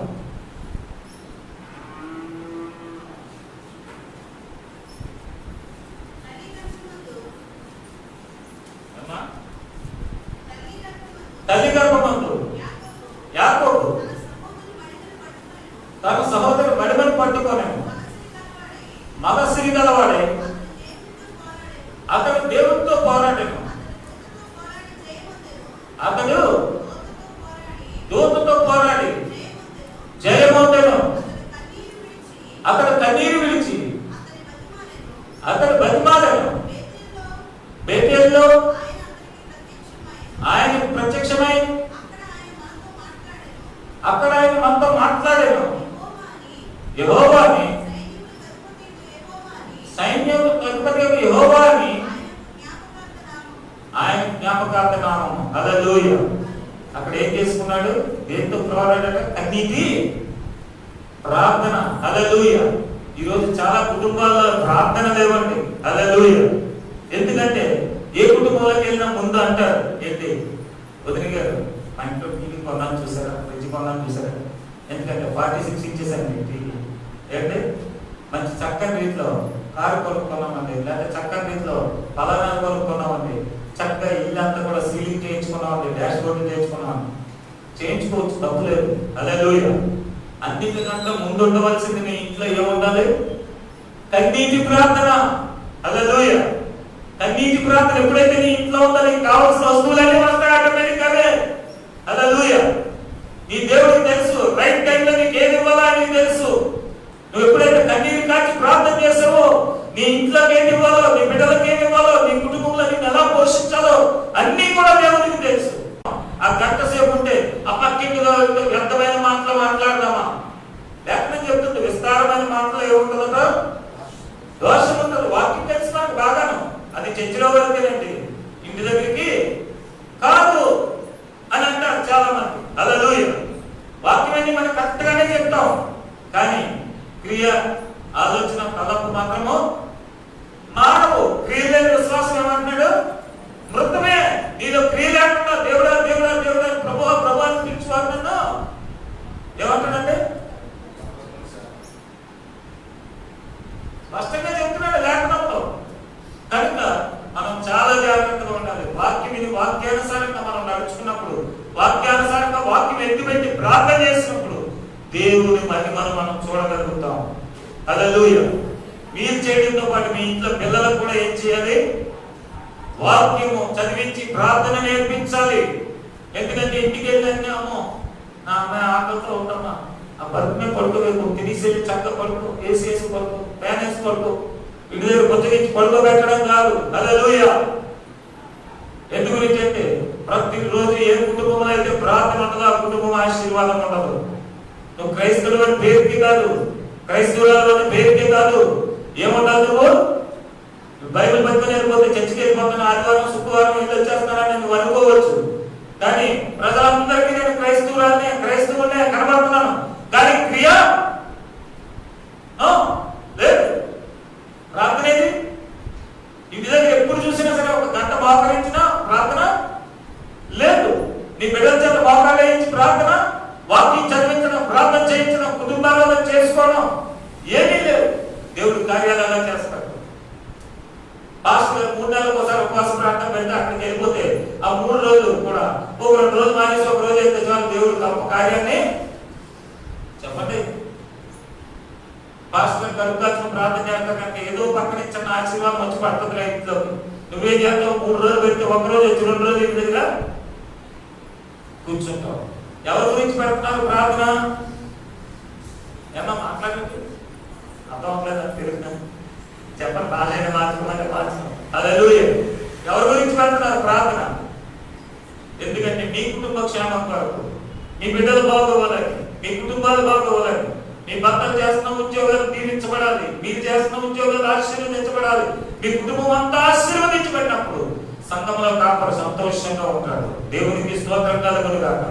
ఎందుకంటే నిత్యం మీ కొరకు ప్రార్థన చేసేటువంటి కాపరి మీకు సంతోషంగా ఉన్నప్పుడు మీ సంతోషంలో సంతోషం పంచుకుంటాడు, మీ కష్టంలో కష్టం పంచుకునేవాడు కాపరి. హల్లెలూయా. ఎందుకంటే కొంతమంది అసలు కాపరిని పట్టించుకోరు, కాపరిని పట్టించుకోరు. కానీ కాపరిని దేవుడు అప్పగించిన ధర్మం ప్రకారం మీరు పట్టించుకోకపోయినా అమ్మాయి ఎలా ఉన్నారు, బాగున్నారా లేదా, కుటుంబంలో పరిస్థితులు ఎలా ఉన్నాయని ఎప్పటికప్పుడు ఫోన్ చేసి కనుక్కుంటా ఉంటారు. హల్లెలూయా. అది దేవుడు అప్పగించినటువంటి బాధ్యత, అది దేవుడు అప్పగించినటువంటి భారము. దేవుడికి స్తోత్రం కలుగును గాక. ఎందుకంటే ఎప్పుడైతే నీవు మోకరించి ప్రార్థన చేస్తావో, కుటుంబంలో ప్రార్థన నేర్పిస్తావో, నీ కుటుంబంలో దేవుడు గొప్ప కార్యాలు చేయడం ప్రారంభిస్తారు. హల్లెలూయా. నేను చెప్తున్నాను, ఈ కరోనా అంతట్లో కూడా మరి నేను ఎక్కడికి కూడా వెళ్ళలేదండి, దేవుడికి స్తోత్రం. కానీ దేవుడు చేసిన అద్భుతాలు చెప్తున్నాను. ఇంట్లో ఉండి ప్రార్థన చేస్తా ఉన్నాం. ప్రతిరోజు కూడా దేవుడు ఇంటికి నాకు కావాల్సిన పోషకార్థం, మా బిడ్డలకి నాకు కావాల్సిన ఇంటికి పంపిస్తా ఉన్నాను. తప్పని కూడా అయిపోతాం. హల్లెలూయా. ఎందుకంటే అదే విధంగా మొన్న ఒక బ్రదర్ తీసుకొచ్చి ఒక ఏసీ కూడా గిఫ్ట్ ఇవ్వడం జరిగిందండి. దేవునికి మహిమ కలుగును గాక. హల్లెలూయా. అలాగే ఒక సిస్టర్ వాషింగ్ మిషన్. ఎందుకు గురించి చెప్తున్నానంటే మాకు కావాల్సిన ప్రతి ఒక్కరిని దేవుడు ఇంటికి పంపిస్తున్నాడు. నేను ఇంట్లో ఒక కండిషన్ పెట్టాను, ప్రతిరోజు కూడా కుటుంబం అంతా కలిసి ఒక 2 గంటల మోకాళ్ళ ప్రార్థన, వాక్యం 2 అధ్యాయాలు చదివి పిల్లలతో సహా బైబిల్ అంతా కూడా కంప్లీట్ చేయడం జరుగుతుంది. 2 గంటలు కంపల్సరీగా కూడా ప్రార్థనలో కూర్చుంటున్నామండి. ఎప్పుడైతే ప్రార్థనలో కూర్చుంటున్నామో దేవుడు కార్యాలు చేయడం ప్రారంభించాడు. దేవునికి స్తోత్రం. హల్లెలూయా. హల్లెలూయా. ఎందుకంటే దేవుడు గొప్ప గొప్ప కార్యాలండి. మరొక మాట చెప్తున్నాను ప్రియ సంగమా. ఎందుకంటే దేవుడు దర్శనం ద్వారా చూపించినప్పుడు మరి 2019 3వ నెల 4వ నెల దర్శనం ద్వారా చూపించినప్పుడు ఒక స్థలం తీసుకోవడం జరిగింది. 7 సెంట్ల స్థలం చెప్పాను అప్పుడు సాక్ష్యం. అది 5-6 లక్షలు చెప్పింది. ₹1,00,000కే ఇచ్చేసారు ప్రార్థన చేయగా. అప్పుడు కూడా అయిపోతాం. హల్లెలూయా. మేమేం చాలా చెప్తున్నామో రేట్ తెలియట్లేదండి. ఎలాగ మాట్లాడినామో మాకు తెలియట్లేదు కానీ 7 సెంట్ల స్థలం ₹1,00,000 ఇచ్చారండి. ఇది మనుషుల వల్ల అవుతుందా? దేవుడు మాట్లాడితేనే కానీ అవుతుందా? కట్టినలో అండి, మంచి కట్టినలో వాళ్ళు చెప్తే మాట వినేవాళ్ళు కాదండి. ఒక అన్యుల హృదయాలు కదిలించి దేవుడు ఇప్పించాడండి. హల్లెలూయా. అదేవిధంగా మరి దాని విషయంలో చుట్టూ కూడా పునాది కట్టి కాంపౌండ్ వాళ్ళు కట్టాలని ప్రార్థన చేశాం. ప్రార్థన చేసినప్పుడు దేవుడు ఏం చేశాడంటే, ఇలాగే వాక్యం చెప్పడానికి వెళ్ళి ఒక దగ్గర వాక్యం చెప్పినప్పుడు పెద్దాపురంలో మా బావగారు చర్చిలోని అక్కడ వాళ్ళకి ఒక సిస్టర్ గారికి ప్రేరేపించబడి ఆవిడ దగ్గర ₹15,000 నాకు పంపించిందండి. తప్పన కూడా అయిపోతాం. హల్లెలూయా. వెంటనే ఆ డబ్బులు తీసుకొచ్చి వెంటనే నేను ఏం చేశానంటే ఆ ఇటుకలు తీసుకొని చుట్టూ ప్రహరీ కట్టించడం జరిగిందండి. నా దేవుడికి మహిమ కలుగును గాక. హల్లెలూయా. అయితే ఇంటి దగ్గర ఉండి ప్రార్థన చేస్తున్నామంటే, ఎందుకంటే ఒకసారి ఆలోచించండి, ఒక గవర్నమెంట్ ఎంప్లాయీ ఈ రోజు నెలంతా కూడా ఇంటి దగ్గర ఉంటే గవర్నమెంట్ ఎంప్లాయీ టికెట్లు ఆడిపోతా ఉన్నారు. సంగమా. హల్లెలూయా. కానీ పిలుచుకున్నటువంటి దైవదాసుడిని ఎంత వాల్యూ ఇచ్చి దేవుడు పోషిస్తున్నాడో దాన్ని బట్టి దేవుడిని మహిమపరచుదాం. హల్లెలూయా. ఇంత కూర్చోబెట్టి పోషిస్తున్నాడు దేవుడు. ప్రార్థన చేస్తే ఏది దానితో ఆహారం పంపించిన దేవుడు మరి తన దాసుల్ని కూడా విడిచిపెట్టకుండా పోషిస్తున్నాడు అద్భుత రీతిలో. హల్లెలూయా. అదే విధంగా ఈ మధ్యలో మరి దేవుడు చేసిన కార్యాలు ఏంటంటే మరొక 2 ప్రాంతాల్లో నూతనంగా పరిచయం స్టార్ట్ చేయాలని కృప చూపించారండి. హల్లెలూయా. ఎందుకంటే ప్రార్థన చేస్తున్నాం మేము. ద్వారాలు ఆయన తెరవడం ప్రారంభించారు. దేవునికి స్తోత్రం. మన జీవితంలో ఏం నేర్చుకోవాలి? ముందు మనం ప్రార్థన చేస్తుంటే దేవుడి కార్యాలు చేసుకుంటూ వెళ్ళిపోతాడు. ఎందుకంటే నువ్వు సమయం దొరికినప్పుడల్లా ఏం చేయాలి? ప్రార్థన మోకరించి ప్రార్థన చేయడం నేర్చుకోవాలి. ఎప్పుడైతే నీ కుటుంబంలో ప్రార్థన ఉంటుందో, నీ జీవితంలో ప్రార్థన ఉంటుందో, నీకున్న ప్రతి ఒక్క అవసరత కూడా దేవుడు అక్కర్లో తీర్చుతాడండి. హల్లెలూయా. ఇక్కడ యెహోషువ ప్రార్థన చేయగా కార్యం చేసిన దేవుడు, ఏలియా ప్రార్థన చేయగా కార్యం చేసిన దేవుడు, హిజ్కియా ప్రార్థన చేయగా కార్యం చేసిన దేవుడు, గదులాల పక్షంగా కార్యం చేసిన దేవుడు నిన్ను నన్ను విడిచిపెట్టడు. హల్లెలూయా. అదే విధంగా మరి ఒక ప్రార్థన చూడండి. అపోస్తుల కార్యాలు 9:36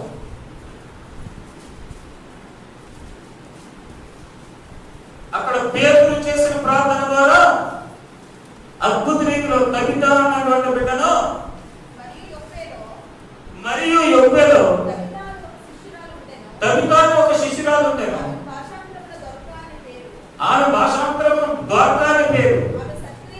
ఆమె సత్క్రియలను ధర్మకార్యములను బహుగా చేసి ఉండేను. ఆ దినములందు ఆమె టైనా పడి చనిపోగా శవమును కడిగి మేడగదిలో పరుండబెట్టి లొద్దా యొప్పేకు దగ్గరగా ఉండట చేత పేతురు అక్కడ ఉన్నాడని శిష్యులు విని అతడు కదువు చేయక తమ యొద్దకు రావాలని మేలుకొంటకు 2 మనుషులను అతని యొద్దకు పంపిరి. పేతురు లేచి వారితో కూడా వెళ్ళి అక్కడ చేరినప్పుడు వారి మేడగదిలోనికి తీసుకొని వచ్చి విధవరాలందరూ వచ్చి ఏడ్చుచు ద్వారకా తమతో కూడా ఉన్నప్పుడు కుట్టిన అంగీలను వస్త్రమును చూపుచు అతని ఎదుట నిలిచిరి. పేతురు అందరినీ వెలుపటికి పంపి మోకాళ్ళని ప్రార్థన చేసి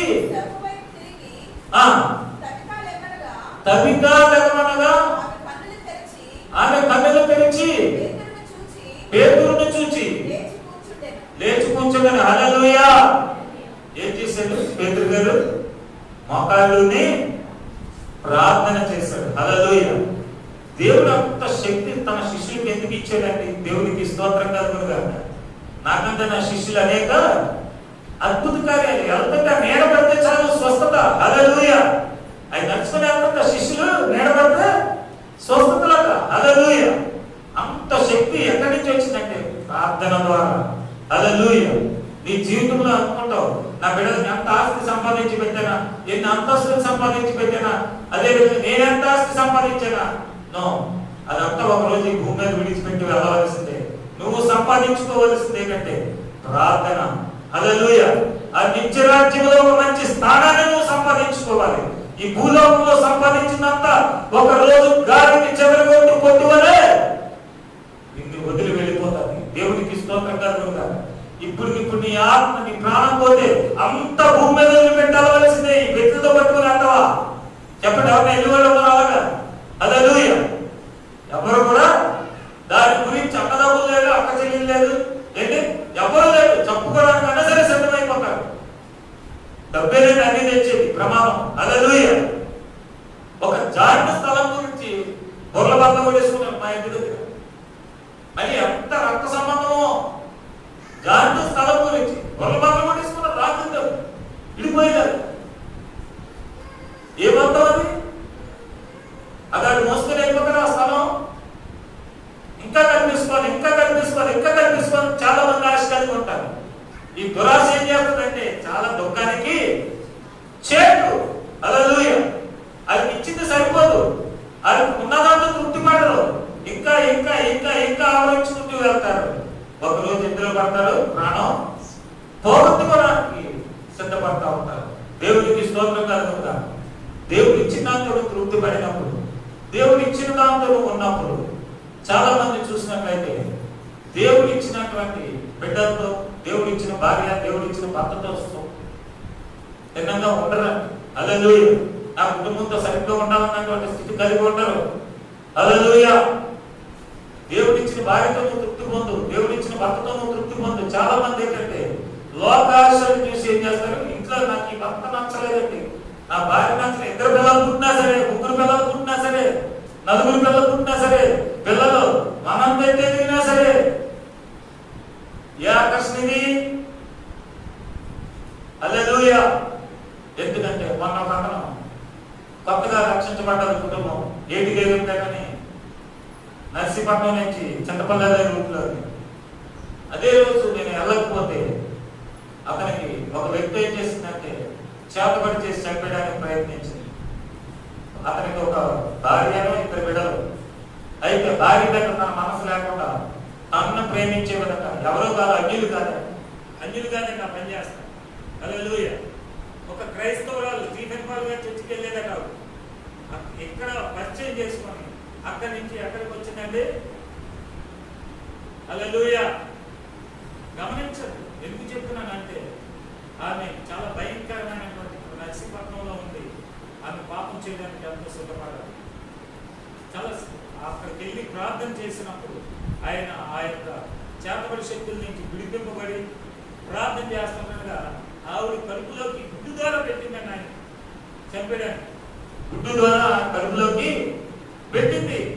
అది ప్రార్థన చేసినప్పుడు, అది బయటకు కక్కినప్పుడు అవన్నీ కూడా మొక్కలు పడ్డాయి. ఆశ్చర్యపోయాడు. నా దేవుడికి మహిమ కలుగునుగా.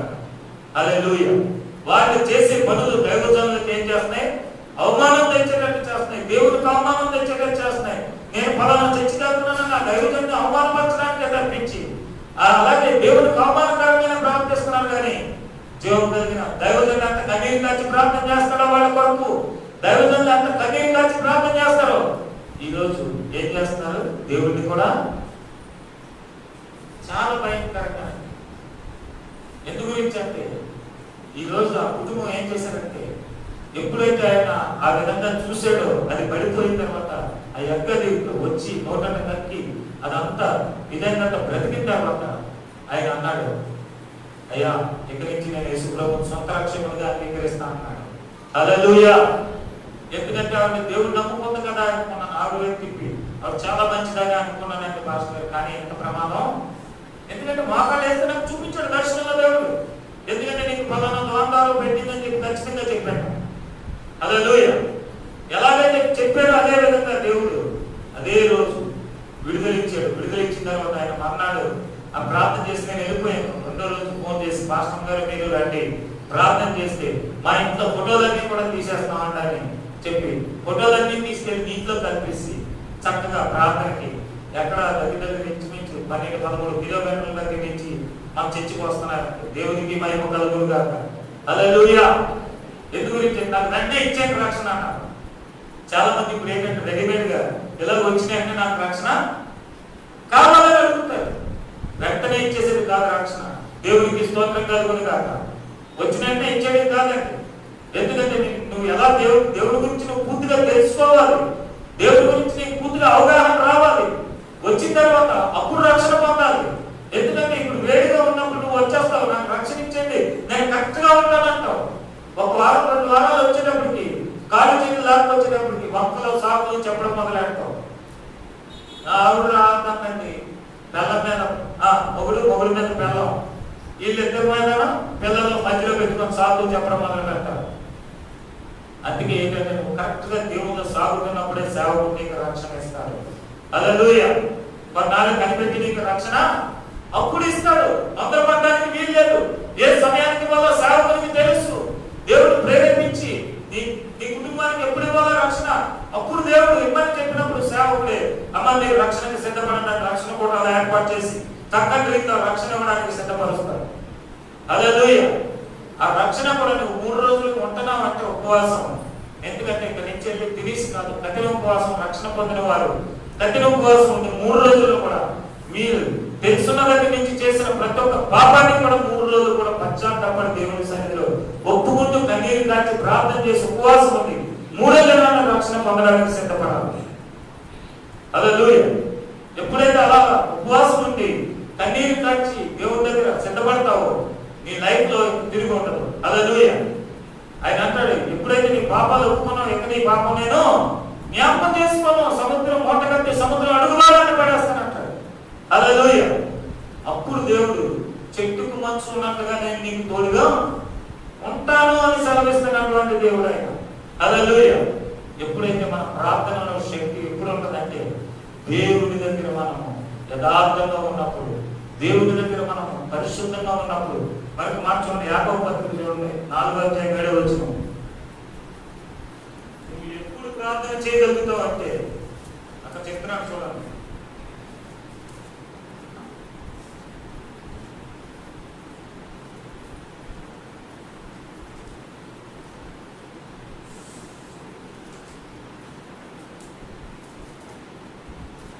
చదవండి. కాబట్టి దేవునికి లోబడి ఉండుడి, అపవాదిని ఎదిరించుడి, అప్పుడు వాడు మీ యొద్ద నుండి పారిపోవును. దేవునికి స్తోత్రం. దేవుని ఎందుకు రండి. ఎప్పుడు వస్తారండి దేవుడు? ఆలోచించారండి. హల్లెలూయా. అపవాదిని ఎదిరించుడి, అప్పుడు వాడు మీ యొద్ద నుండి పారిపో. ఎప్పుడు అపవాది పారిపోతాడు? దేవుడికి మీరు లోబడినప్పుడే. చాలా మంది లోబడరండి. ఏనా ఆస్తి తక్కువ, అంతస్తు తక్కువ, ఏం తక్కువ, బంగారం తక్కువ. మా ఆయన జాబ్ ఎంత తెలుసా? 2 లక్షలు జీతం. మా ఆయన జాబ్ ఎంత తెలుసా? 1,50,000 జీతం. నేను ఎందుకు లోబడాలి? మా ఆయన సంపాదన ఇంకా నేను ఖర్చు పెట్టుకోలేక బోర్డు మిగులుతుంది. ఈ భూలోకం మీద నువ్వు సుఖపడచ్చు, కానీ ఒకరోజు ఇచ్చిన రకానికి పోతావు. ప్రియ సంగమా, హల్లెలూయా. దేవుని రాజ్యంలో నువ్వు స్థానం సంపాదించుకోకపోతే, దేవుడి దగ్గర నువ్వు నమ్మకంగా లేకపోతే, మీ ఆయన తెచ్చే 1,00,000 రూపాయల జీతంతో నిత్య రాజ్యానికి వెళ్ళు, నిత్య నరకానికి పోతావు.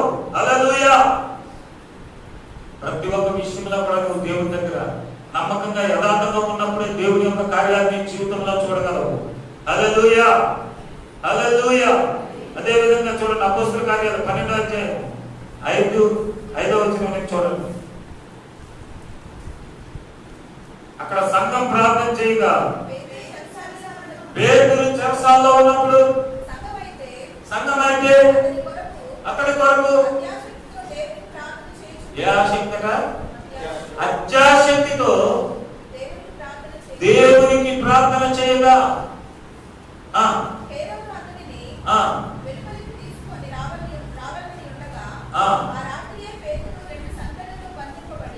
రాత్రి పేతురు 2 సంఖ్యలతో బంధింపబడి 2 సైనికుల మధ్య నివసించుచుండెను. మరియు కావలివారు చెరసాల కాచుకొనుచుండిరి.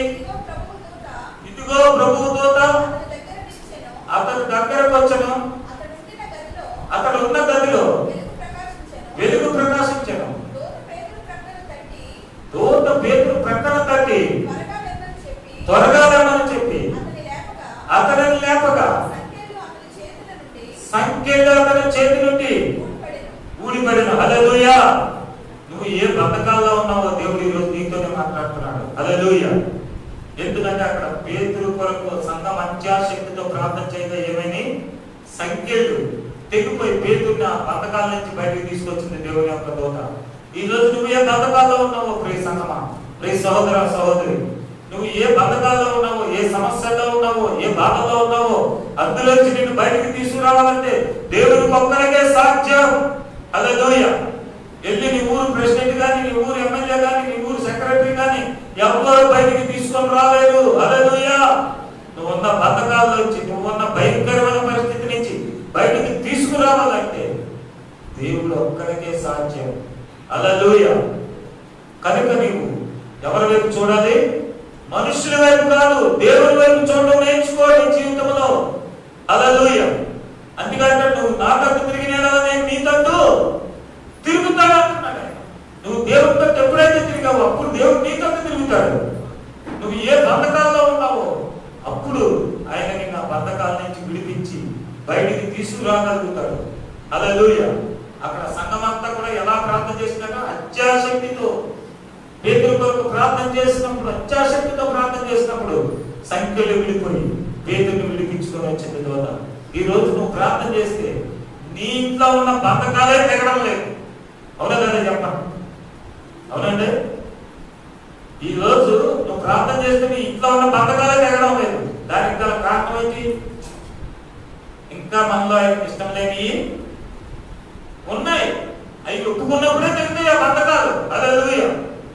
అందుకని అంటాడు, విన్నారనుకుంటున్నాను నా చెవులు మందము కాలేదు, రక్షింపనారనుకుంటున్నాను నా హస్తము కొరచు కాలేదు. నీకు నాకు మధ్యన ఒక అడ్డుగోడ ఉంది.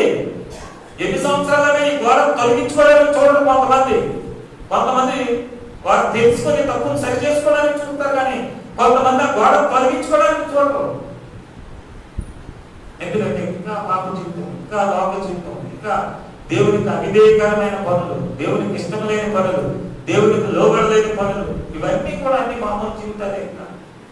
అందు గురించి కుటుంబాల్లో కార్యాలు చూడలేకపోతున్నారు, కుటుంబాల్లో మేలు చూడలేకపోతున్నారు, కుటుంబాల్లో అద్భుతాలు చూడలేకపోతున్నారు.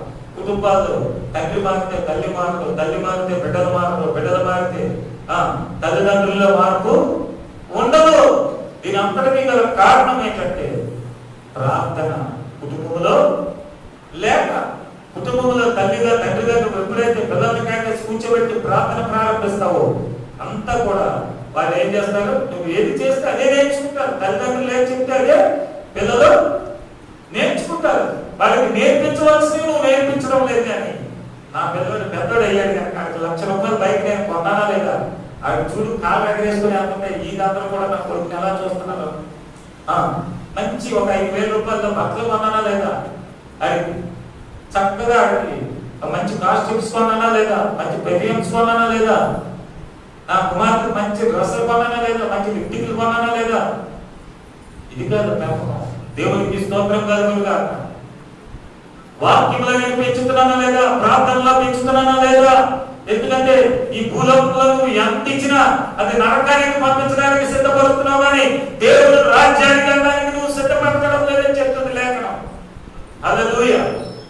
దేవుడు రాజ్యానికి వెళ్ళడానికి నువ్వు సిద్ధపరిస్థితి ఎలా ఉంటుందంటే, నువ్వు మోకాళ్ళని పోయి నీ బిడ్డలకు నేర్పిస్తావు, నువ్వు మోకాళ్ళ మీద నీ బిడ్డల కొరకు కన్నీరు కాచి ప్రార్థన చేస్తావు, నువ్వు మోకాళ్ళ పోతూనే నీ బిడ్డలను పెంచుతావు, నీ భర్తని నీ కుటుంబాన్ని అంతా మోకాళ్ళ పోతూనే నడిపిస్తావు. అప్పుడు నీకు, ఎందుకంటే నీ భర్త ఎంత తక్కువ జీతం తీసుకొచ్చినా నెలకి లోటు లేకుండా పోషించగలిగే కృప దేవుడు ఇస్తాడు. హల్లెలూయా. నీ బిడ్డల్ని కూడా చక్కగా పోషించే కృప దేవుడు ఇస్తాడు. తిరిగి మీద అప్పుడు నువ్వు పరిగెట్టవు. నీ మోకాళ్ళను నేనేం చేస్తుందంటే నీ కుటుంబాన్ని ఎలా నడిపించాలో కావాల్సిన జ్ఞానాన్ని ఇస్తుంది. కనుక నీ బిడ్డలకు ఎప్పుడైతే నువ్వు నేర్పిస్తావో మోకాళ్ళను, వారిని మోకరించి ప్రార్థన చేసినప్పుడు బైబిల్లో ఒక మాట ఉంటుంది, చిన్నపిల్లల స్తుతుల మీద దేవుడు ఒక దుర్గాన్ని స్థాపించారట. హల్లెలూయా. నువ్వు అనుకోవచ్చు, ఎంత పిల్లలు అల్లరి చేస్తున్నప్పుడు ఇది అల్లరి చేస్తున్నాడు, చాలా బాధ పెడుతున్నాడు అని చెప్పి చాలా చిరాకు పడతావు. కానీ ప్రేమతో ఆ వ్యక్తికి 2 చేతులు పైకెత్తి స్తుతించడం నేర్పించు. కాసేపు దేవుడు స్తుతి చేయమని చెప్పు, నీ ఇంట్లో గొప్ప కార్యాలు చూస్తావు. నువ్వు చేసిన ప్రార్థన కన్నా స్పీడ్గా దేవుడు వాళ్ళ చేతులు ఎత్తి చేసిన ప్రార్థనకి జవాబు వెంటనే ఇస్తాడండి. చిన్న పిల్లల స్తుతుల మీద ఒక దుర్గాన్ని స్థాపించిన దేవుడు బలమైన కార్యాలు నీ కుటుంబంలో చేస్తాడు. వారికి నేర్పించడం చిన్నాటి నుంచి కూడా. ఐస్ క్రీమ్స్ కొనిచ్చానా లేదా, ఎక్కువ తిండి, కడుపులో తిండి పడక ఇది కాదు. భక్తులంట వారికి ఏం నేర్పించాలి? చిన్నాటి నుంచి కూడా వాక్యములో పెంచాలి, ప్రార్థనలో పెంచాలి, చక్కటి రీతిలో దేవుడి అంటే భయభక్తుల్లో బిడ్డలను పెంచినప్పుడు, బాలుడు నడవలసిన త్రోవణానికి నేర్పించినప్పుడు, పెద్దవాడైనప్పుడు వాటి నుంచి తొలగిపోవడం చెప్తుంది లేఖనం. హల్లెలూయా. ఎందుకంటే ఇప్పటి నుంచే వాడికి నడవలసిన మా త్రోవను నేర్పించకపోతే, రేపు అన్న రోజున మొక్క అయినప్పుడు వంచకపోతే, మానైన తర్వాత నువ్వు వంచలేవు. హల్లెలూయా. కనుక ప్రతి ఒక్క కుటుంబం కూడా బిడ్డలను వాక్యములను ప్రార్థనలను పెంచాలి. ఎంత డబ్బులు ఉన్నాయన్నది కాదు, ఎంత డబ్బులు రోజుకు 500 ఖర్చు పెట్టమని జోబులో కొర్రడు పెట్టి బండి మీద పంపించడం కాదు, ₹1,00,000 బండి మీద పంపించడం కాదు. ఆడెళ్ళి కాలు చేయనుకుంటే హాస్పిటల్లో జాయిన్ చేసి వాళ్ళు నిద్ర లేకుండా పడి ఆడడం కాదు, మనశ్శాంతి లేకుండా మళ్ళీ ఆడ ఒక 4 రోజులు ఎంత మంచం మీద ఉన్నప్పుడు సేవ చేత కూర్చోవడం కాదు. ప్రతి ఒక్క విషయంలో ముందు జ్ఞానం కలిగి ఉండని చెప్తుంది. ప్రతి ఒక్క విషయంలో ముందు వివేకం కలిగి ఉండమని చెప్తుంది. ప్రతి ఒక్క విషయంలో ప్రార్థనతో ఉండు. నువ్వు ప్రార్థనతో ఉన్నప్పుడు, దేవుడి సన్నిధి నీతో ఉన్నప్పుడు ప్రతి ఒక్క విషయంలో కూడా నువ్వు మెలకువ కలిగి నడుచుకుంటావు. హల్లెలూయా. ఈ రోజు మెలకువ లేక అనేక మంది దెబ్బలు తింటా ఉన్నారు. హల్లెలూయా. ప్రభువు ఏదైతే బయటపరుస్తాడో, ప్రభు ఏదైతే చెప్పమంటాడో, ప్రభు ఏదైతే చెయ్యమంటాడో దాని కొరకు కనిపెట్టే వాళ్ళు చాలా తక్కువ మంది. హల్లెలూయా. ఎందుకంటే ప్రభు చెప్పిన దాని కొరకు కనిపెట్టరు. ఎవరైనా ఏదైనా మనుషులు చెప్తే, అంటే పాస్టర్ గారు చెప్తారు ప్రార్థన చేస్తే పోతాం, ఒక వచ్చే గంట సేపు ప్రార్థన చేయండి. లేదంటే మనకు ఒక మంచి డాక్టర్ ఇక్కడ వచ్చారు హాస్పిటల్లోకి, ఆయన KGH నుంచి వస్తున్నారు, అక్కడ తీసుకెళ్ళిపోతే వెంటనే చెప్పండి అంటారా లేదా? ఇప్పుడు నీకు దేని మీద అయిపోతుంది? సృష్టించిన సృష్టికర్త కార్యాలు చేసే దేవుడిని వదిలేసి ఇక బాబు గారు మానలేదు, డైరెక్ట్ హాస్పిటల్కి ఆటో పిలిచి లేదా కారు పిలిచి అర్జెంట్గా తీసుకుపోతారు. అన్ని వదలగొట్టుకుంటారు డబ్బులు. అప్పుడు చివరికి ఎక్కడ పోతారు? హాస్పిటల్ గారు అక్కడికి వెళ్ళేదని ఏమవ్వలేదండి. ఇప్పుడు ఆకరించి ఉపవాసుడు ప్రార్థన చేయండి. మాస్టర్ గారు వాళ్ళు కడుపు కాల్చుకోరు, పాస్టర్ గారు కడుపు కాల్చుకోవాలి, మాస్టర్ గారు కడుపు కాల్చుకోవాలి. హల్లెలూయా. కనుక ప్రతి ఒక్క విషయంలో కూడా మనం చాలా జాగ్రత్తగా ఉండాలి. ప్రతి ఒక్క విషయంలో కూడా మెలుగు కలిగి ఉండాలి. దేవుడి మాట వరకు మనం ఎదురు చూడాలి. ఏ విషయంలో కూడా కంగారు పడడానికి వీల్లేదు. ప్రియసంగమా, హల్లెలూయా.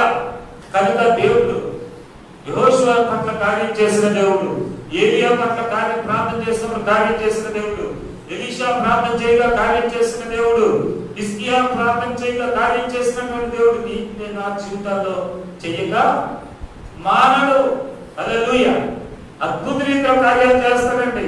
పేతురు ప్రార్థన చేసినప్పుడు ఏం చేశాడు? చనిపోయినటువంటి తల్లిదండ్రులను బ్రతికించాడు. ఏదది? ప్రార్థన. మోకాళ్ళలోని కన్నీరు కాచి విశ్వాసంతో చేశాడు చిన్న ప్రార్థన. వెంటనే ఏమైంది? బ్రతకడం జరిగిందండి. హిజ్కియా చిన్న ప్రార్థన చేశాడు. హిజ్కియా 15 సంవత్సరాల ఆయుష్. ఎంత కృప కలిగిన దేవుడు అండి, ఎంత దయ కలిగిన దేవుడు. మనం ఏం చేయాలి? అడగడం నేర్చుకుంటే చాలు, దేవుడు కార్యాలు చేసుకుంటూ వెళ్తాడు ఆయన. ముందు అడగడం మనం దేవుడి దగ్గర ఎలా అడగాలో నేర్చుకోవాలి. నేర్చుకోవాలంటే నువ్వు ఏం చేయాలి? దేవుడికి లోబడాలి, దేవుడి దగ్గర తగ్గించుకోవాలి. నువ్వు ఏ స్థితిలో ఉన్నా సరే దేవుడి దగ్గర తగ్గి ఉండాలి, దేవుడి దగ్గర వంగి ఉండాలి, దేవుడి దగ్గర లోబడి ఉండాలి. ఉండినప్పుడే దేవుని యొక్క కార్యాన్ని నువ్వు చూడగలుగుతావు. అంతేగాని నువ్వు ఎప్పుడైతే హెచ్చించుకుంటున్నావో, తను తాను హెచ్చించుకున్నవాడు తగ్గించబడని చెబుతుంది లేఖనం. తను తాను తగ్గించుకున్నవాడు హెచ్చిస్తాడు దేవుడు. తగిన సమయంలో నేను హెచ్చించే వరకు కూడా ఆయన బలిష్టమైన రెక్కల కింద నువ్వు ఉండాలంట క్షేమంగా. హల్లెలూయా. తగ్గించుకొని ఉన్నప్పుడు నేను ఎప్పుడు హెచ్చించాలో, ఎలా హెచ్చించాలో దేవుడికి తెలుసు. కనుక అప్పటి వరకు నువ్వు ఏం చేయాలంటే దేవుడి దగ్గర ప్రార్థన చేయాలి. కన్నీటి ప్రార్థన, ఉపవాస ప్రార్థన. కన్నీటి దాచి ప్రార్థన చేసినప్పుడు దేవుడు అద్భుత రీతిలో నీ జీవితంలో గొప్ప కార్యాలు చేస్తాడు. చూడండి, అపోస్తలుల కార్యాలు 16:23 వచ్చు.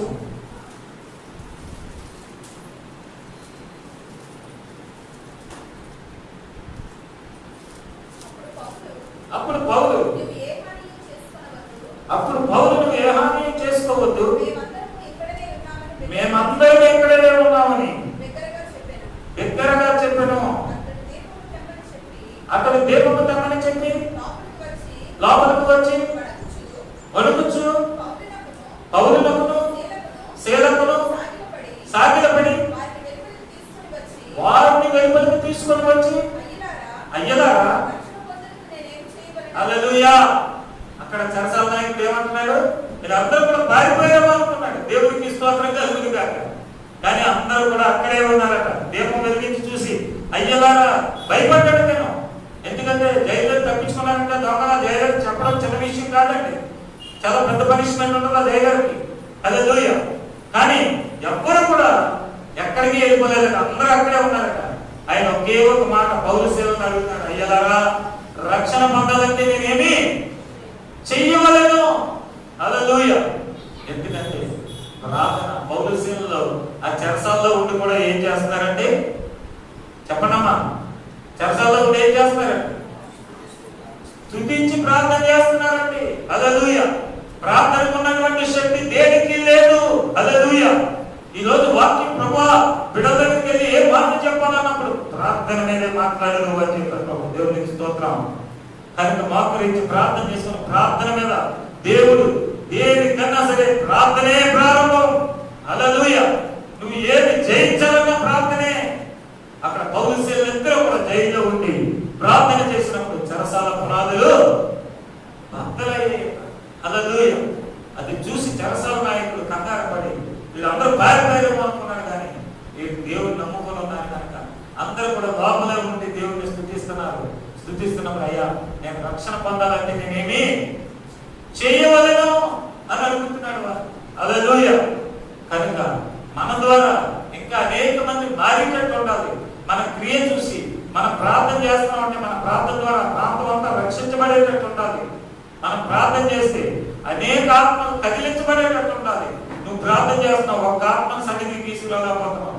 నువ్వు ప్రార్థన చేస్తున్నావు, ఒక్కరికి సువార్త ప్రకటించలేకపోతున్నావు. నువ్వు ప్రార్థన చేస్తున్నావు, కొన్ని ఆత్మలకు నేను సువార్త చెప్పి సన్నిధికి నడిపిస్తానన్నటువంటి భారం లేకుండా ఉన్నావు. నీళ్ళు నీ పరిధి, నీ కుటుంబం, నీ చుట్టాలు, నీ బంధువులు, నీ సంబంధితులు.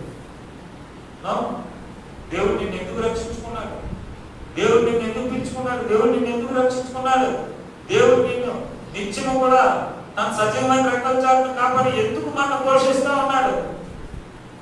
ఆయన పని నమ్మకంగా చేస్తామని ఆయన మన నమ్మాడండి. దేవుడు కంటే ఎక్కువ మన్నే నమ్మి మనకి బాధ్యత అప్పగించాడు దేవుడు. హల్లెలూయా. నమ్మకంగా అప్పగించిన బాధ్యతను ఈ రోజు నువ్వు ఎలా చేస్తున్నావు అని అంతరాత్మకు తెలుసు. ప్రశ్న వేసుకో ఈరోజు ప్రియ సంగమా. హల్లెలూయా. ఎందుకంటే పట్టుదల కలిగి నేను ఒక ఆత్మను సంపాదిస్తాను, సన్నిధికి నడిపిస్తాను. ఈ వారంలో కనీసం ఒక 4-5 కన్నా నేను సువార్త చెప్తాను. అందులో ఒక్క ఆత్మ వచ్చిన సన్నిధికి నిజంగా ఆకాశంలో మీరు జ్యోతులను పోలుకుంటారని చెప్తుంది లేఖనం. హల్లెలూయా. కనుక ప్రతి ఒక్క విషయంలో కూడా మనం చేసే ప్రార్థన బట్టే దేవుడి కార్యాలు మనము చూడగలము. మనం కార్య కన్నింటిని బట్టే దేవుడు మన జీవితాల్లో కార్యాలు చేస్తాడు. మన యథార్థత, మన పవిత్రత, మన పరిశుద్ధతను బట్టే దేవుడు కార్యాలు చేస్తాడు. మనలో వేషధారణ ఉన్నంతసేపు కూడా కార్యాలు చూడలేము. మనలో వేషధారణ, అబద్ధాలు, మోసము, ఎదటి వారిని హాని చేసే పని, ఎదటి వారిని దూషించేది, ఎదటి వారు బాగుంటే వార్చలేస్తాను, ఇటువంటి ఉన్నంత కాలము కూడా మనము వద్దెల్లలేము. దేవుడు మన ద్వారా వినడు. అది శారీరకమైన పాపం కంటే చాలా భయంకరమైన పాపం అన్నది. హల్లెలూయా. కనుక అవన్నీ కూడా విడిచిపెట్టేమంటాడు. మార్కు సువార్త 7:21 చూడండి చెప్తాడు.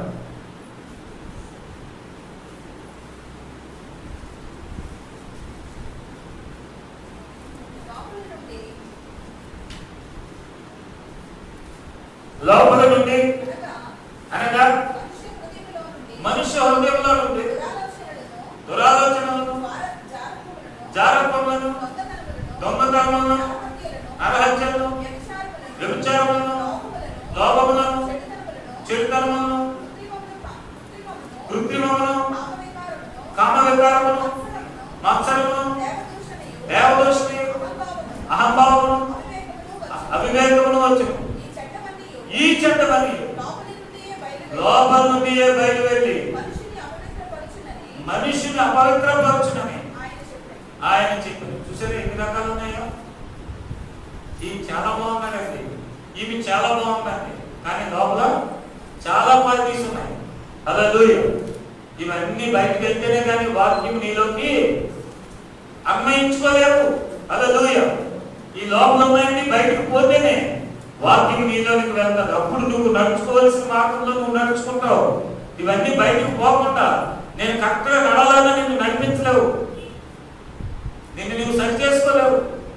మోకరించి దేవుని దగ్గర ఉపవాసం ఉండి ఈ ఉపవాస ప్రాంతంలో, ఎందుకంటే దేవుని పాదాల దగ్గర కన్నీరు కాచి, ప్రభా నీ అధికారం ముందు నేను లోబడుతున్నాను, నీకు ఆవేశకరమైన జీవితం నేను ఒప్పుకుంటున్నాను. దావీదు అంటాడు, దేవా నా ఎంతో శుద్ధ హృదయం కలగ చేయము, నా అంతరంగంలో స్థిరమైన మనసు నూతనంగా పుట్టించము, నీ పరిశుద్ధాత్మ నా ఇంత నుండి దూరపరచుతాయా అంటాడు. ప్రార్థన ఒప్పుకునే ప్రార్థన చేస్తాడు. నీ జీవితంలో నువ్వు ఎప్పుడైతే ఒప్పుకునే ప్రార్థన చేస్తావో అప్పుడే దేవుడు నీ పాపాలన్నీ కూడా తొలగించబడతాయి. ఒక వచనం చూసి ముగించుకుందాం. దానియేలు గ్రంథం 6వ అధ్యాయం 10వ వచనం చూడండి. తొందరగా చదవండి.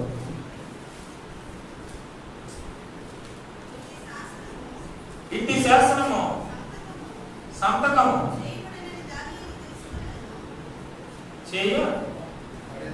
చేయబడినని దానియేలు తెలుసుకున్నాను. అతడు తన ఇంటికి వెళ్ళి యథాప్రకారంగా అనుదినము ముమ్మార్లు మోకాళ్ళుని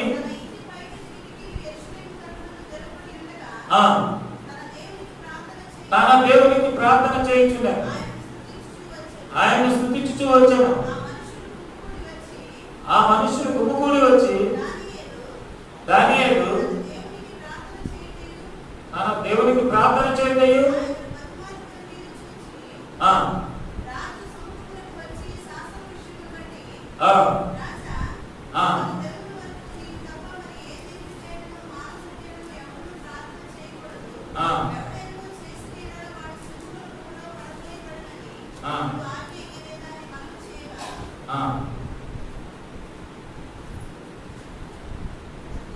చదవండి.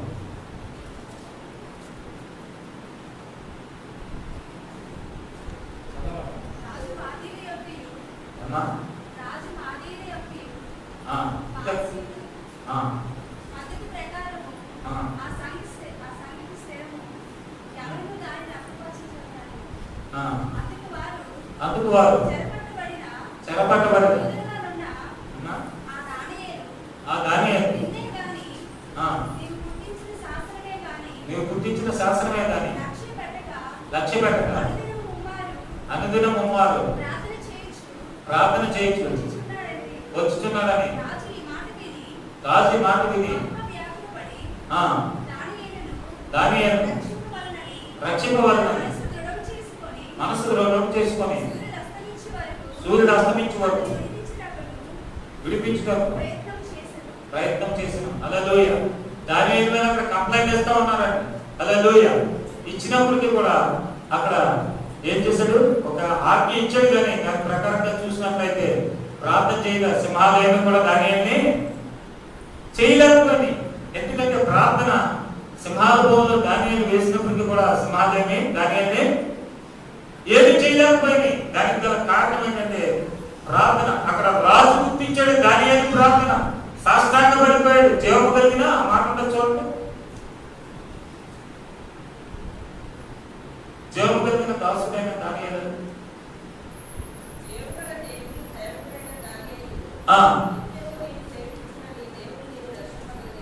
నిత్యము నువ్వు సేవించుతున్న దేవుని నిన్ను రక్షింపగలిగినా అని అతన్ని అడిగాను. అందుకు దానియేలు రాజు చిరకాలము జీవించును కాక నేను నా దేవుని దృష్టికి నిర్దోషిగా కనబడిననియు ఆయన తన దూతను పంపించి సింహములు నాకు ఏ హాని చేయలేదు. హల్లెలూయా. ప్రార్థన చేస్తే తన దూతను పంపించి దానియేలును కాపాడిన దేవుడు. తర్వాత ఇక్కడ అక్కడ ఉన్నవారు అందరినీ వేసేస్తారు. సింహాలు ఏం చేసాయట? మొత్తం అందరినీ ఆయన. హల్లెలూయా. ఎందుకంటే దేవుడు మన పక్షంగా ఉండగా సింహాలు కూడా ఊహించినటువంటి దేవుడు ఏమీ కూడా చేయలేదండి. హల్లెలూయా. అటువంటి రోషము కలిగిన దేవుడిని మనం కలిగి ఉన్నాం. అటువంటి జీవము కలిగిన దేవుడిని మనం కలిగి ఉన్నాం. ఎందుకంటే ప్రతి ఒక్కరి కూడా దేవుని మహిమను మనం చూడాలన్నా, దేవుని కార్యాలు మనం చూడాలన్నా, దేవుని అద్భుతాలు మనం చూడాలన్నా చూడండి. ఇందాక మొట్టమొదటి మత్తయి సువార్తలో చదువుకున్నాం. మాట మరొకసారి చదవడం ముగించుకున్నాం. 6:16 మీరు ఉపవాసం చేసినప్పుడు వేషధారుల వలె దుఃఖముఖులై ఉండకుడి. ఏం చెప్తున్నాడు? వేషధారుల వలె ఉండద్దు. మన జీవితాల్లో కార్యాలు చూడాలంటే వేషధారణ అన్నది దేవునికి నచ్చదు. హల్లెలూయా. యథార్థంగా ఉండి దేవుని దగ్గర అడిగినప్పుడు, యథార్థంగా ఉండి అడిగినప్పుడు నీకు ఏది అక్కరగా ఉందో అది దేవునికి తెలుసు అంటున్నాడు. యథార్థంగా, పవిత్రంగా, పరిశుద్ధంగా దేవుని ఎదుట నువ్వు దేవుడు చూసినప్పుడు నువ్వు ఎలా కనిపించాలంటే తేటగా కనిపించాలని ఆయనకి. హల్లెలూయా. తేటగా కనిపించినప్పుడు ఆయన ఏ మేలు నీ పక్షంగా చెయ్యక మానని సెలవిస్తున్న దేవుడు. హల్లెలూయా. ఎక్కడ పడిపోయావో, ఎక్కడ నీ ఆత్మీయ జీవితంలో జారిపోయావో, ఎక్కడ దేవుని చేయి విడిచిపెట్టావో, ఎక్కడ ఆశీర్వాదం పొందుకోలేని స్థితిలో ఉన్నావో, ఈ దినం దేవుడు నీతోనే మాట్లాడాడు. ఈ దినం మనందరితో మాట్లాడుతూ ఉన్నాడు దేవుడు. కనుక ఒకసారి మనం చెక్ చేసుకుందాం. తనలో వచ్చినట్లయితే మనం ఆయన దగ్గర ఒప్పుకుందాం, లోబడదాం.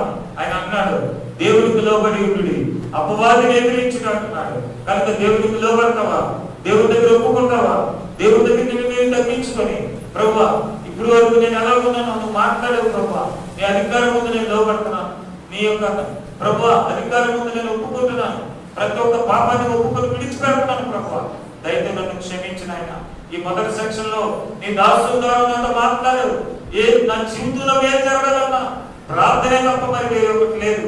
ప్రార్థన ద్వారానే నా కుటుంబాల్లో ఉన్న దయ్యాలు పోవాలన్నా, ప్రార్థన ద్వారానే నా కుటుంబంలో ఉన్న సమస్యలు పోవాలన్నా, ప్రార్థన ద్వారా నా కుటుంబంలో ఉన్న అనారోగ్యం పోవాలన్నా, ప్రార్థన ద్వారా నాకు ఉన్నటువంటి ప్రతి ఒక్క పరిస్థితులు మారాలన్నా ప్రభువా తండ్రి మీకు వందనాలు, గనుడా మీకు వందనాలు, గొప్ప దేవుడా మీకు స్తోత్రాలు, పరిశుద్ధుడా మీకు వందనాలు.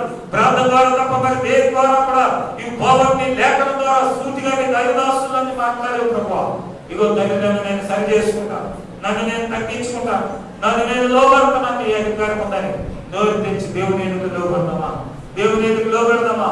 ప్రతి ఒక్కరు నోరు తెరవండి, కన్నీరు కార్చండి. ఎక్కడ నువ్వు ఏది కోల్పోయావు ఈ లోకంలో ఆస్తి పోగొట్టుకుంటే తిరిగి సంపాదించుకోగలవు.